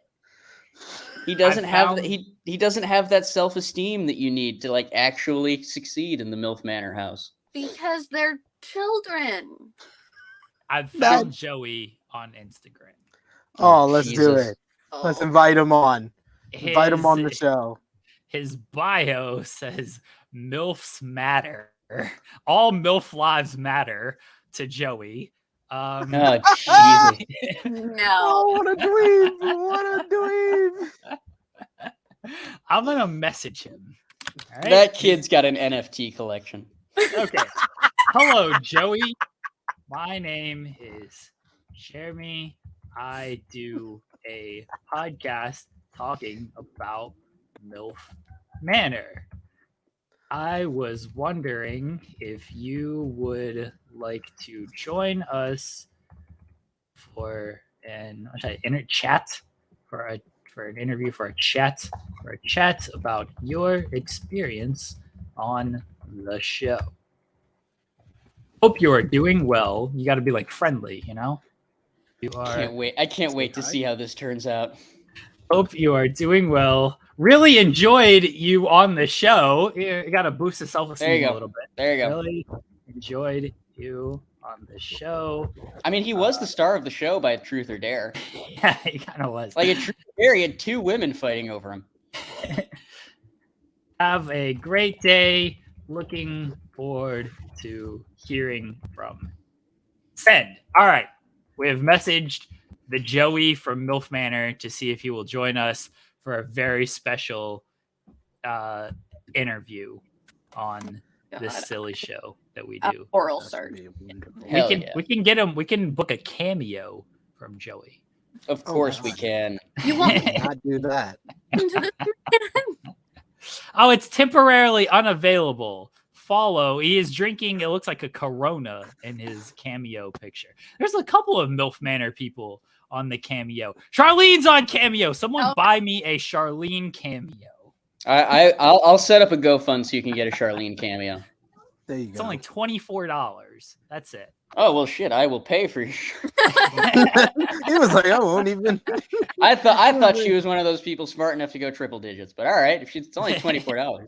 $24 for a Charlene cameo. It Damn, takes Charlene. $3 to just message Joey on Cameo. That's insane. Cameo's insane, to be fair. It is. Very much. All so. right. Hello. Are you gonna ask Charlene to be on the show? I'm going to ask Charlene when she getting her own show. That's what I would like to know. I cannot be on the show if you are talking to Charlene about her getting railed. I Yes. couldn't do it. I think that's the show that Jeremy does on his own. No, I need you guys for moral support. I can't do I'll this be there. without I'm you. Team Charlene get Thank railed. you. Thank you, Ross. I have Thank listened to you Ross. talk about wanting this woman to get railed for How long has the show been? Like Weeks, and they took a couple weeks off too. it's felt like years. To be Ross, thank you for joining us for MILF Manor. Once we get the interview with Joey, we'll have you on. You'll be part of the special Joey interview where we learn all about the behind the scenes of this stupid show. Do you have anything to plug, Ross? At Ross W. Berman IV on Twitter, rossberman.bandcamp.com for all your music needs. I'm writing op-eds and news over at Wrestling Inc. It's been an honor and a privilege to share my MILF Manor thoughts with you. Thank you for giving me a forum to vent all of this stuff to someone who isn't my girlfriend. Thank you for being here. So I have somebody to talk to about this while the other two just look on in disgust as I talk about this show. Bye, Ross. Thank you, buddy. Take Bye, care. Ross. Jared Bailey is now here because we messaged him this link. Why did we message Jared Bailey? Hi, Jared Bailey. I woke up and I saw that you sent me a link and I didn't know what it was for, but now I'm fully aware and I'm fully invested. So let's fucking. Oh, we were talking about MILF Manor. Jared, Yeah. how old are you again? What's up? How old are you again? 24. Yeah. How old's your mother? Hold on, let me do math in my head. You're a terrible son. Oh, I don't know how old my mom is either. No, she would be 20 years older than me. So yeah, 44. You guys are signing up for the next season of MILF Manor. You know, There we Sat go. and I talked about this actually, like if I would go on MILF Manor, and I don't know if I could bring myself to do it. Yeah, I know. Like the premise of it is hilarious, but I don't know. Do you think your mom would want to watch you hook up with people her age? I don't know, but at the same time, I wouldn't want to watch my mom hook up with people my age. You know? That's my point. That's the trade-in. I don't know. That sounds like a conversation we would have to have. I can be There you go. supportive from afar. Yeah, maybe. But no, Sat and I had like a full-on conversation about this because I tried to get Sat into this show, and he like texted me when he started watching it, and I was so happy. What So- what is? Oh, I found it. Okay, I'm gonna message this link to Sat. I don't know if Sat's awake. He's I don't probably even know. working. Well, that's fine. I'm just gonna send it to him anyway. I just It's send like- people this link without like it's any two- explanation. It's like Yeah, no, 2:10. there was Here. no context behind it whatsoever. No. I like freaked out a little bit. I was like, oh shit, did I like agree to do a show that I know? No, it was because I told them about you retiring and Yeah, putting your okay. jersey up on Tinder when we Yeah. discussed that on gotta True Hill Heat. gotta on hang my Twitter or my Tinder profile in the rafters. Why? Did you I don't know. find love? No, just I think that's the thing. I've had more than enough Tinder nights, so and I think it's time to call it. Are you maturing? Is that what it is? Maybe Yeah. I don't No. know. Are you on any other dating apps? Are you still No, I on don't- Bumble? I cut all of them. I feel like it was needed. The Are only you gonna? app I've ever had is the one that Jeremy and SP3 set up for me, where they said I was proficient in ebonics and crumping. What is crumping? You don't know what crumping is? No. This man doesn't know God, what this aim kid. is. He doesn't know what He don't know crumping what is. aim is. He don't know what crumping is. What is that? It's It's a dance. Like- dancing, Oh, it's a dance. kind of. It's, I mean, it is, but it's not like, I can't explain it. I don't know. Like, Okay. Get crumped up. Get crumped up. I Get mean, I'll- crumped up. you That's just about the way to just do it. It's like a lot of Yeah. movements, like like that. Just knock it. Whenever down. I think of That crumping, sounds awful. I'm way too white to do this. oh yeah, I always Yeah, fair. bring it on the Bring It On movie, and she thought she was killing it. Yeah, yeah. uh, Watch. What's the movie with Channing Tatum? Not Magic Mike. The other movies. Oh, Bang in the Streets or whatever. Stomp the Yard. Stomp the Yard. Yeah, I knew it was something like Hey, that. Watch Said this. banging the streets. Close. Bang in the Streets. Stomp in the Yard. It's all the same shit. I'm looking at it right now. No. anyway, Oh, it's a K, not a C. and we had a man write a Step Up. That's actually what I was thinking Step of. Up. Step Up. Yes. we had a man write a fucking novel to me about how evil his ex-girlfriend was. Yeah. Just kept messaging me over and over, so we stopped checking the dating profile because he wouldn't go away. Bro. Yeah. Jared Bailey, can we sign you up for a reality show? Yeah. I'll allow that. Oh. Which show would Jarrett be good on, guys? The Love Is Blind. Oh, Love Is Blind would actually be a decent one. I think Love Is Blind or The Circle. I think you would do good on The Circle. Yeah, Circle- that was my first thought. But What's the Yeah. circle? No, I don't. Circle, you can be like a catfish and stuff. We need Jarrett face to face with people. yeah, He's not That's on Love Is Blind either. Or I face- know. That's why I don't like that suggestion. Love Island. I would do Love Island. Okay, Love Island wouldn't be bad. Love Island would be fun. Do Jarrett Bailey, because now you can take off half of the pressure on me because they're always trying to sign me up for reality. I mean, the odds We're gonna sign you both up. the Yes. odds to go into Love Island are slim to none, so they can sign me up for whatever they want. I told you I want Love Is Blind because I want to lay on a fucking couch and eat while these people tell me about their problems. I would do Love Is Blind. You're gonna be like the one girl. It was Raven, I think, right? She was Raven. like doing her workout. Ups. Yeah, doing her workout while what's his name was just spilling his heart to her. Yeah, that Like, worked. you working out?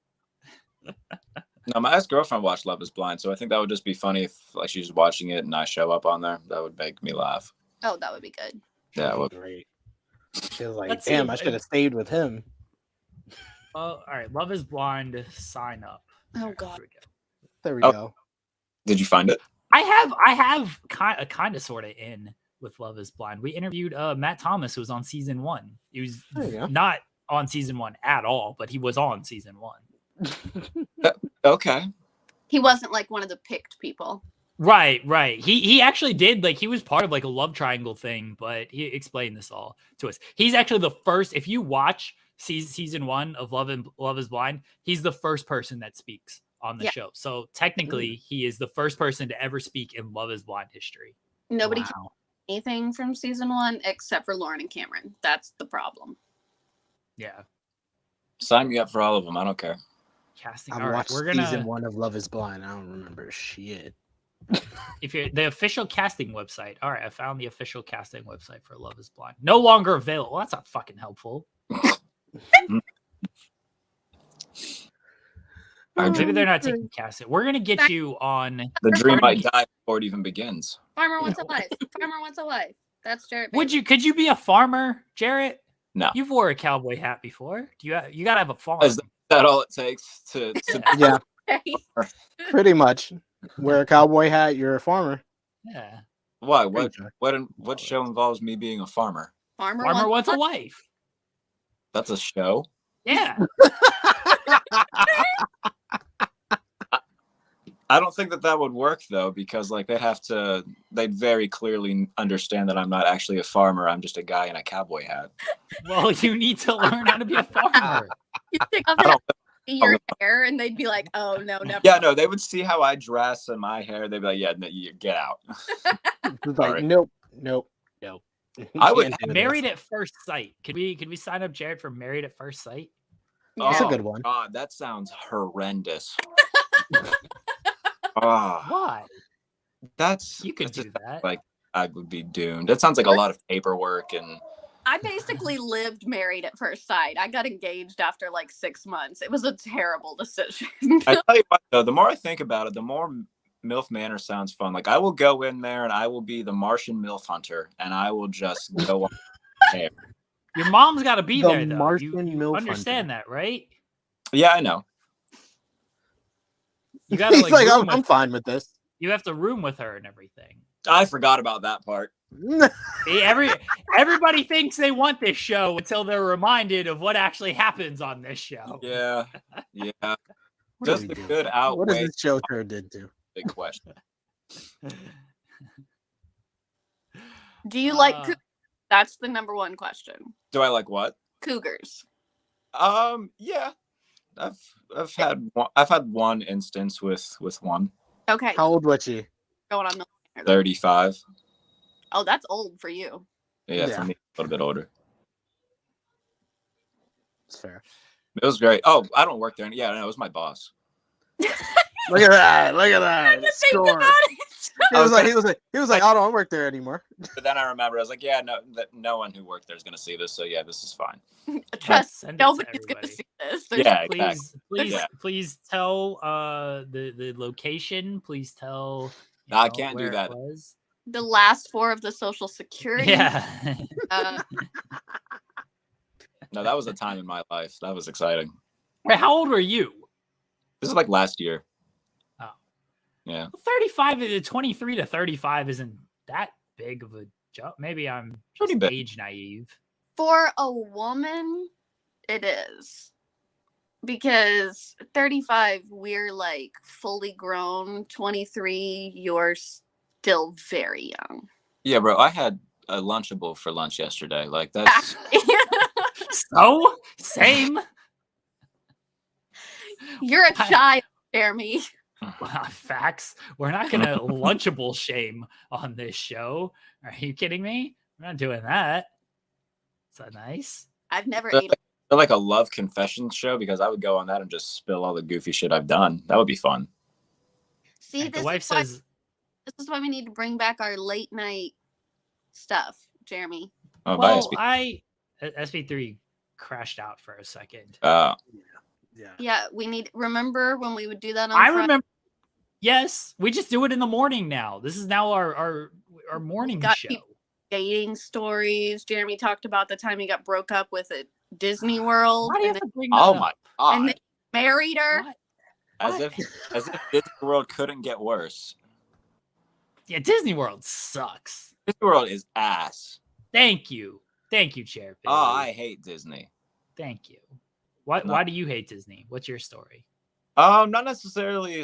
Yeah, I guess it is kind of a story. I don't know. The only time I've been there was in July. It was like 95 degrees with a trillion humidity, and I wanted to launch myself into the sun and die. I hated every second of it. You just went at like the wrong time of the year. Is all you did. Even if you do go at in like February or something, like you're still going to be waiting. That's all you pay a shit ton of money to wait in a line for 2 hours and see a picture of like Winnie the Pooh on a go-kart ride. That's basically Disney. That's why you just buy your own theme park and then you don't have to wait in any lines. Well, I've seen how that worked out for Eric Cartman and well. Listen, when I was on my way to Jeremy's wedding, we passed a theme park that was closed somewhere in fucking Ohio or maybe northern Kentucky. Was it Cedar Point? It was one that was permanently closed. Oh, I want Cedar Point. Oh. And I kept tweeting at Tony Khan trying to get him to buy it so that they wouldn't have to film at Universal because they're obsessed with Ohio anyway. And they can film there and he can own a theme park. And he would not respect me. I would go He to doesn't respond to my messages either. Don't feel bad. Yeah. It's okay. It was nice when I met him. Wow. Thanks, Look Jerry. at this guy. Look at this guy. Taking mark pictures with Tony Khan out here. Oh, dude, I don't get nervous around people. I was fucking shitting bricks. I was so excited. Oh, I think he would probably be more nervous meeting me than I would be meeting him. But that was me when I met Brian Danielson. I was literally about to throw up on myself, and Will was like, "Your turn," and just pushed me. I don't think I've met any of you wrestlers, really. which is weird. You've met the second most powerful man in wrestling, though. Exactly. So, That's what matters. all right. What has this show devolved into? Jared, I'm sorry that you have retired from Tender. RIP to all the Tender ladies out there who was looking. Tenderonies. Can you tell me what your Tinder bio said? Were you still the butt chug champion? I had that in there. Yeah, that never left. That's good. Yeah. What else did it say? Something like it was supposed to be very funny. Like it gives you like an option to put like a song that like represents you in the bio, and I put Billy Gunn's Ass Man theme song. Well done. Yeah. Well done, sir. Is swiping right the good one? Yes. Yeah. See, if I saw Ass Man, that would automatically, yeah. Yeah, I just it just felt like time. Maybe I'll come out of retirement like Jordan with a 45 jersey on, but I don't foresee it. I don't see a reason. Since you were the number 4, you should wear the number 5 if you that's a good idea. There you go. How does this man know a Jay-Z reference of a song that came out when he was not born, but can't tell you anything else from this time? I didn't know that I was even referencing a Jay-Z song. Okay, that makes more sense, actually. That makes a lot more sense. There's a Chris Brown song that he might have ripped off from Jay-Z that was like an unreleased song where he talks about coming back like Jordan wearing 45. Yeah, he probably ripped that off from Jay-Z. All right. He thought it was Chris Brown. I love your honesty that you were just like, I had no fucking clue I was doing that. That makes sense, honestly. Which is fine. I don't have anything against Jay-Z. I'm not in tune with Jay-Z lore. Jay-Z lore. Jay-Z lore. I've never heard that term in my goddamn life. There's a different word that is supposed to be used. I just couldn't think of it. It was perfect. Jay-Z lore. Jay-Z lore. I should get a Jordan 45 jersey, and then like when I do, if I do re-download anything, I'll just send Jeremy a picture of it. Like it's time. I don't know, man. It's also just because like I'm 24. I'm gonna be 25 this year. Most of the people on there are like 18, 19, and it's just I don't know. Like adjust your age settings? Yeah, I mean you can, but I think last year after I had like a short stint with like an 18-year-old, I was like, all right, I'm getting a little too old for this. Oh yeah. I can't even have a conversation with an 18-year-old, so yeah, that was something because like it like just clicked in my head at the time. I was like, oh god, you were born in like 2004. This is fucking weird. Oh. Yeah. That is pretty weird. Yeah. Oh. I mean, don't get me wrong, I'd do it again. It was good. But, like it was there's just a lot. I'd do it again. Yeah, probably like it was fantastic, but oh, it was fantastic. Dude, it was. The wife is yelling something from the I just hear her screaming. That's that's me internally right now. Oh, she said she graduated in 2004. Yeah, that's when my latest hookup was born. So there you go. Oh god. Oh, that's terrible. That's horrible. Yeah. Can't do that. Nope, don't like that. I mean, like if it was later in life, it wouldn't matter. Like if I was like 40 and she was 34, that's whatever. But 23, 18 at the time, it was just 18 is just a child. Yes. I remember when I first turned 18 though and had all those apps, bro. I went wild. Oh, when I turned 18, I thought I was a grown-ass adult, and I was absolutely not. And then I got engaged because I was a stupid grown-ass adult. So yeah, I didn't do that. Like my first 3 weeks in college, I was a madman. I started college when I was 16, so Were you just super smart or what the hell? I had Super smart. I finished my associate's degree when I graduated high school. Yeah. That's impressive. I did That is all impressive. That's- Look at this degree now. Yeah, Brush your shoulder off. we're not chasing a master's. We're content with the 4-year piece of paper. Good for C's you. get degrees, baby. That they. You do not get degrees in grad school, so Wow. That's another reason why I don't think I would survive. Like I know I don't have the attention or care to attain it. I also really want to get my doctorate just so I can force people to call me doctor. Oh no! I'm just gonna buy a 1x1 thing of land in Scotland so people have to call me Lord. There you go. Use the Wrestle Talk. Yeah, Wrestle Talk code. As soon as I saw Ollie talking about that, I was like, "Oh fuck! I'm doing something. Yeah, I'm doing this. This is funny. That's happening." So yeah, I can't wait. I'm gonna get my piece of paper. I'm gonna make sure everybody knows about it. I'm gonna get my drive changed to say Lord Jarrett Bailey, and there's nothing. Not calling you Lord. Lord.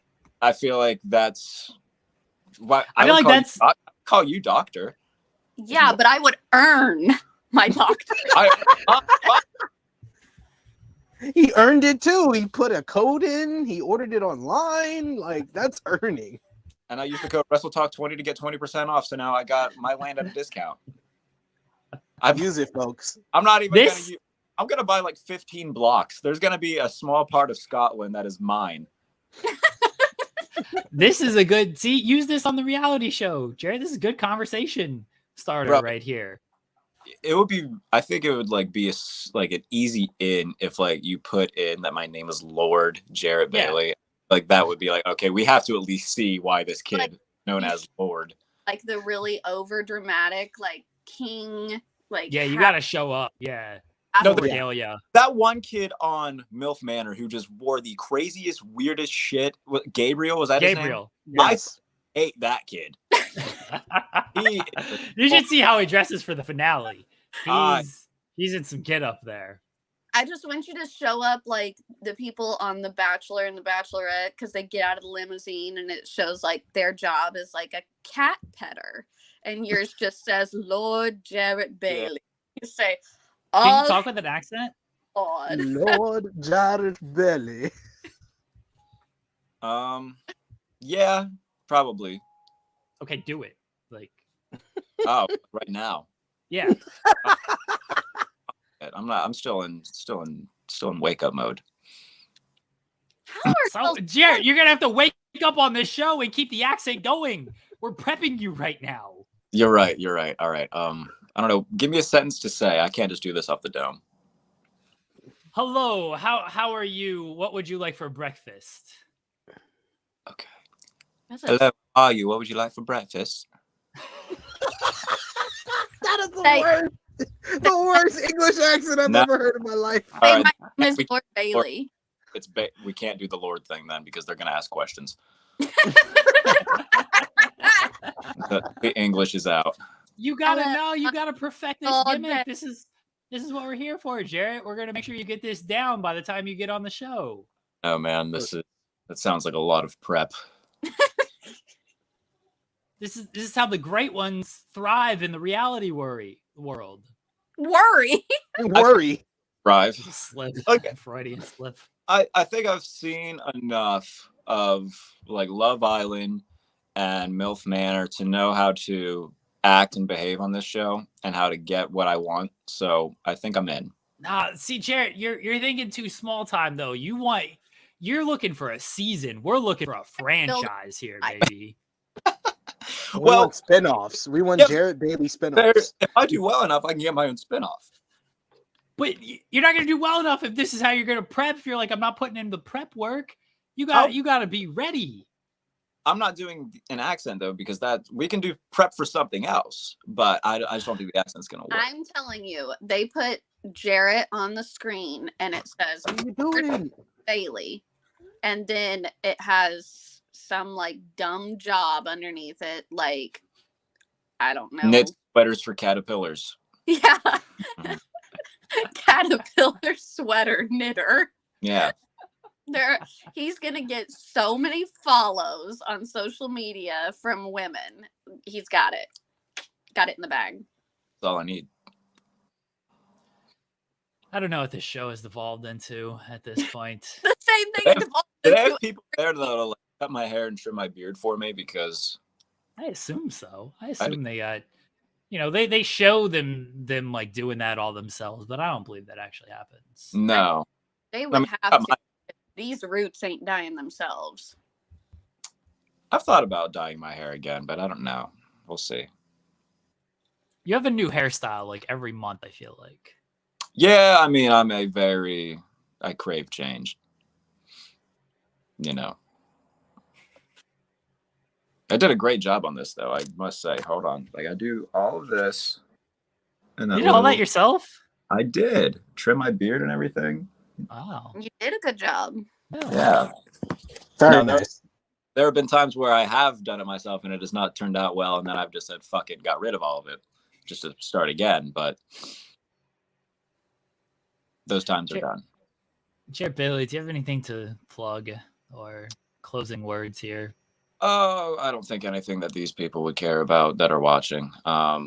Yeah, follow me on Twitter at JBaileyNFL if you like football and shit. I talk about wrestling and occasionally reality TV on there too, though. So it's not just that.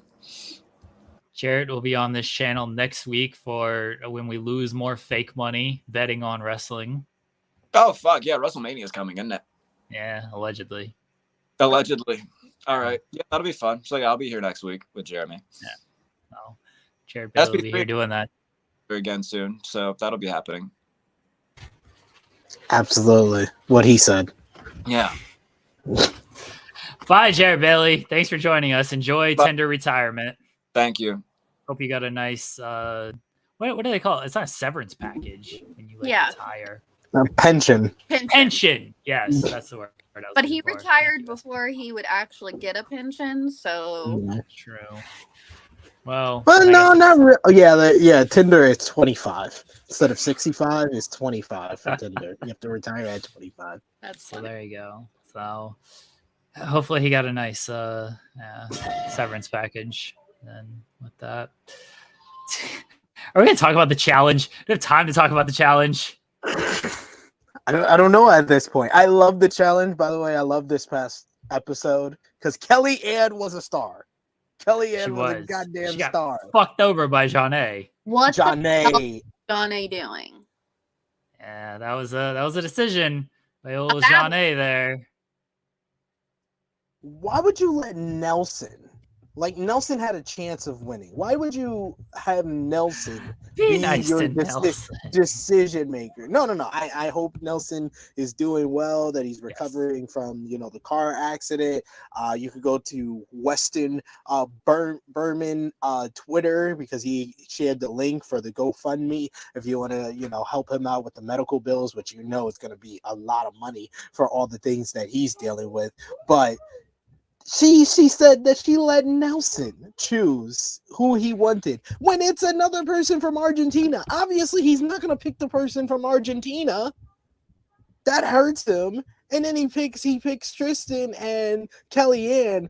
And my Lord, Nelson and Hui, that is one of the worst performances I have ever seen in an elimination. All time.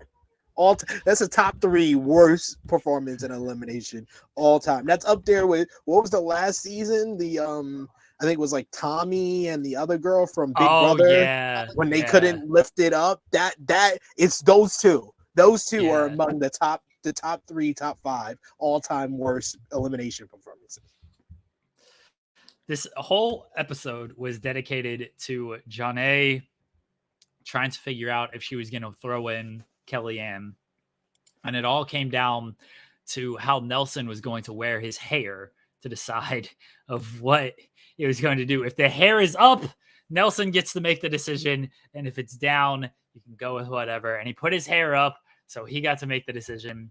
And yes, he picked Kellyanne. Here's our challenge draft. So Nelson is gone. That was my last pick because I felt bad for him, and I was hoping for the best. Who was his partner? I already forgot. Hui. For those that don't know, Sophia Jimenez. Oh, okay. For those that don't know, Nelson was in a really bad car wreck. It caught on fire. He's lucky to be alive, basically. Yeah. But Looked awful. yeah, he mentioned the GoFundMe and everything, and we joked with the way MTV is, they're absolutely already starting on the video package for Nelson's redemption arc. And so Nelson is going to finally win a season because they are going to fix it so that he wins his return season.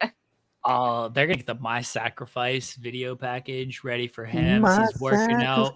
He's doing puzzles and everything. He's looking at the camera. He's running up the hills, running in the snow, swimming. Hopefully, things go well there. He's doing all the work with the My Sacrifice, and then he's gonna come back and he's gonna win this season. I'm excited. Hello, my friend, we meet again.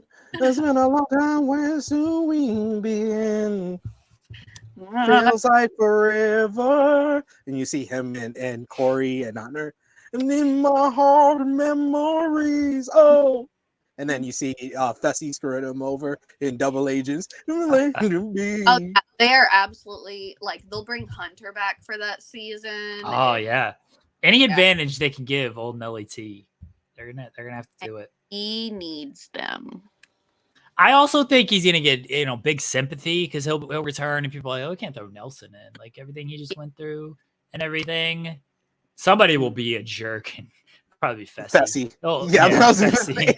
We both know it. It's Fessy. Gosh, like just repeatedly send them in, like yeah.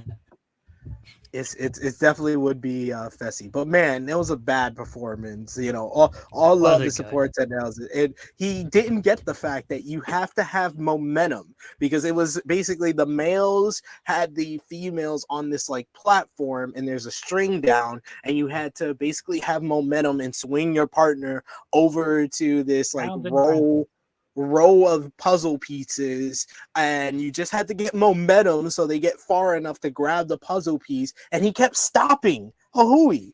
He kept stopping Hahui and swinging her again, and literally everybody on the outside, Bananas, Jordan, they're all telling him like, no, what are you doing? Well, you can't help Nelson. He's Nelson. Yeah, he's gonna be Nelson. There's really no other way to explain this man. If you watch the challenge, you get it, and if you don't watch it, you're as confused as he is when he's on this show. Yes, but Janae was horrible, because why would you go to Kellyanne and tell her, you're my best friend, I really want to work with you? Like, make her believe that you're not going to say her name, only to just say her name, turn around and say her name. Like, she really ruined her game early on into this game. I think it proved to me that Janae needs to stick with All Stars. She's not built for. She's up against like actual competitors because the women's like kind of been lacking a little bit on All Stars. She's up against actual competitors this season. Yeah, and I think that there's not as much of the politicking in All Stars because they're all just kind of there. And, like, I'm not saying that there's not some, but it's not as much as the regular show. And I don't think that she is built for it anymore. Well, I mean, they won the first challenge at least, so no, the competitively. I mean, like, because on All Stars, they all throw each other in. They're all mostly friends, and so it's a lot easier because somebody has to be thrown in. But on this, you've got the people that you don't really know, and you've got the the rookies and everything, and so to immediately throw in Kellyanne, that was a terrible decision. She made her decision. She has to live with it now, and Kellyanne's coming back, and we'll see how it plays out for Janae. At some point, the veterans are gonna have to really. I mean, Janae kind of made a first big move here, throwing Kellyanne, who was her friend, under the bus. Yeah. The veterans are gonna start. Looks like next week, Wes is getting into it. Next week, SP3. Yeah. he becomes a target for Grant and I think Danny as well. But I would hope that West stays long. Please, challenge gods. Let West stay long in this one because he's always entertaining. It for Janae, I think it was just that she's never had power this early on as well. Like even in the All-Star seasons where she won, she would get power maybe like in the middle or later in the game, not the first power move of the whole entire thing. The easy thing to do was just throw in Argentina against Argentina. Like there would have been no blood on her hand, no one mad at her. She doesn't have a close relationship with Jody. Jody doesn't really have a close relationship with anyone really besides maybe West. So it would have been no blood on her hand. And I think we're seeing like from the conversations in the house that Wes is actually closer with Janae than he is with his ex-girlfriend Kellyanne and someone he's won the challenge with in Jody. So there would have been no blood on her hands, no sweat off her back. She didn't make the smart decision. And I think it was more I think maybe the move was strategic to not be aligned with Kellyanne because then she would be viewed as a duo with Kellyanne, who's already come out and said that she's aiming after the stronger teams, which Tori and Casey, who play the challenge horribly because they don't focus on the season that they're in. They focus on the next two seasons and trying not to start any beef with anybody because, I might be the next challenge with them. And Tori literally told her whole game of the reason why we hate the Vacation Alliance is because they always play the game like that and not trying to ruffle any feathers because they're worried about the next season and the season after that. So I think it was more Janae trying not to get on their bad side and not to be aligned with Kellyanne. I agree. I hope the pacing is a little bit better for this season. I didn't need a full episode of just, hey, what's the decision going to be? And then the elimination at the end. We gotta get more, because they did that those seasons. Well, one episode, I'm terrible with like the seasons and everything, but like there was one season where it was like it felt like 500 episodes. And one episode was just like nothing but drama. They didn't have a single daily. They didn't have a single elimination. It was just all drama stuff the entire hour. And this was like the last season where there were hour episodes. Then they kind of moved to like hour and a half episodes to try to put more in there. These are the seasons that were just like awful. Maybe you guys remember better than I do. I know what you're talking about. The whole season was so incredibly long anyway. And then episodes where just nothing happened. And like, I like drama. I mean, I like the competitive stuff in it too, but some drama makes it interesting, but I don't need a full episode that is solely drama. Like, at least give me a daily or give me an elimination or something. Like, so I agree for sure on that. I think the rest of the season will be better paced because they had those two back-to-back episodes where they did like the qualifier and then the elimination, and then the second episode was the draft and then the first challenge. So I think that's why this episode was paced weirdly, where it was just nothing but the house drama going into the elimination. I think the next episode it'll be, we get a daily challenge and an elimination in one episode. Yeah. We shall see where the rest of this episode or the rest of the season takes us. It's off to a good start. Don't need just as much drama with everything. Need the daily, need the elimination. Get back into it. Yes, agreed. All right. Anything else as we wrap things up here today? What a long and dumb episode this was. We decided to invite Jared Bailey, so we went on an excursion. That was he retired from Tender. This is big news. Yeah, we had to. That was a must. That was a must here. But yes, great. I think we covered all of our bases here. No new shows for us to discuss, so I think we're good to go. All right, Love is Blind is back on Friday. We will be watching that. So I'm sure we'll talk about that a little bit next week. And then as the MILF Manor is done, we'll have the challenge. We'll have basketball as the NBA constantly changes. And who knows what else. You never know what you're getting on this dumb show that we do. You never know. SP3, do you want to plug anything? Check out the True Hill Heat YouTube channel. This week we got my interview with Impact Wrestling X Division champion Trey Miguel. We discuss edibles and what edibles to have when watching Impact Wrestling. And we also discuss a whole bunch of wrestling stuff. But edibles when you watch Impact Wrestling is the best question that I ask. So check it out. And then next week, we got my interview with Chris Bay dropping. So some interviews dropping from Impact Wrestling. So coming up on the True Hill Heat YouTube channel. And all the other nonsense, AE Ramble, watch-alongs, and a big week coming for WrestleMania week. So check it out, True Hill Heat. Someone who knows nothing about edibles, Cher Delaware. Do you have anything to plug? I don't think so. I'm still doing Fair. my daily posts of women in wrestling. So almost done with that. The month is almost over. Last night was Ashley Massaro. Literally wrote that in the middle of Monday Night Raw, sitting ringside. I forgot to write it. Yeah, just follow me at Cher Delaware and you can see that fun stuff.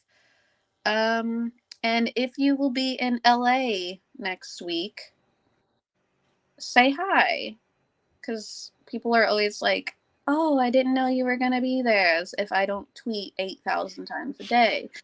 So, like, I will be at Wally Mania. I will be at the FTR thingamajig, whatever it is. I don't know. It's just called FTR Live. Yeah, something. I don't know. You can watch Matt Coon roast me because that's his greatest enjoyment in life right now. His son moved out. His greatest joy is just bullying me every day. He told me last night that I looked like the Lily doll that Alexa carries. Yeah,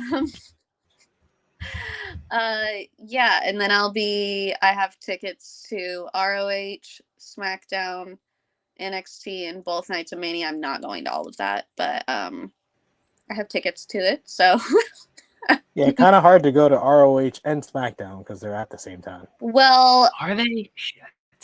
Yeah, I'm wanting to go to the beginning of ROH, but I got comp tickets for SmackDown and the Hall of Fame, and I want to be at the Hall of Fame just for Ray because he's my kid's favorite wrestler. So we'll see.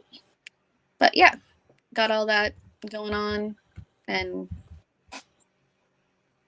that's it. Well, there you go. I will not be in Los Angeles. Nobody bother me about that. Matt actually asked me today. He's like, "I'm gonna see you in Los Angeles." Like, no, not gonna be there. Sorry. But now that I know he likes making fun of you and roasting you, I will tell him to please roast Cher Delaware. Here, I'll tell you a funny story.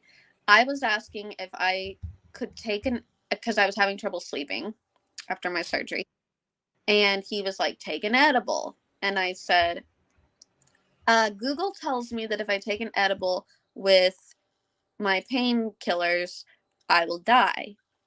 And he said, well, after my neck surgery, I did it all the time. And then immediately said, but delete this text in case you die, because it won't be good for podcast downloads if I kill it via SMS. Sean was telling me something yesterday, and he's like, "Do you want to know?" I was like, "Yeah." And he calls me. He's like, "I was like, wait, this is so important. You have to call me." He's like, "I can't leave a paper trail on this." And I was like, "Oh, okay." So there you go. That's a tease for everybody who wants to like, oh, what did Sean call Jeremy about? What is the hot news? Trust me, it's not that important, but I can make it sound like it's the biggest thing in the world. All right, everybody. We'll be back next week. Probably not going to do 2 hours next week because I'm going to be super busy next week with everything. And I don't know if we're going to have 2 hours to spare. What's that?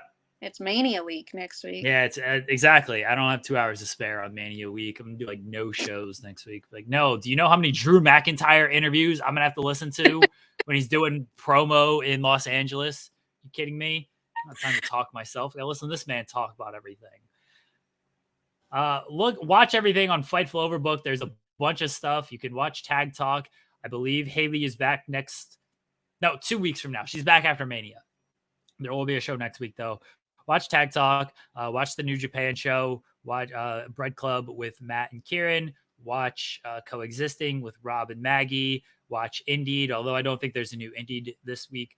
Watch last week's episode where Reg and Mike interviewed Effie. You can watch Newsworthy with myself and Joel. You can watch Joel and Tim and Kate +8. You can watch, I don't know, all the stuff that's on here. Okay, just watch it. Subscribe, leave a thumbs up, all that fun stuff.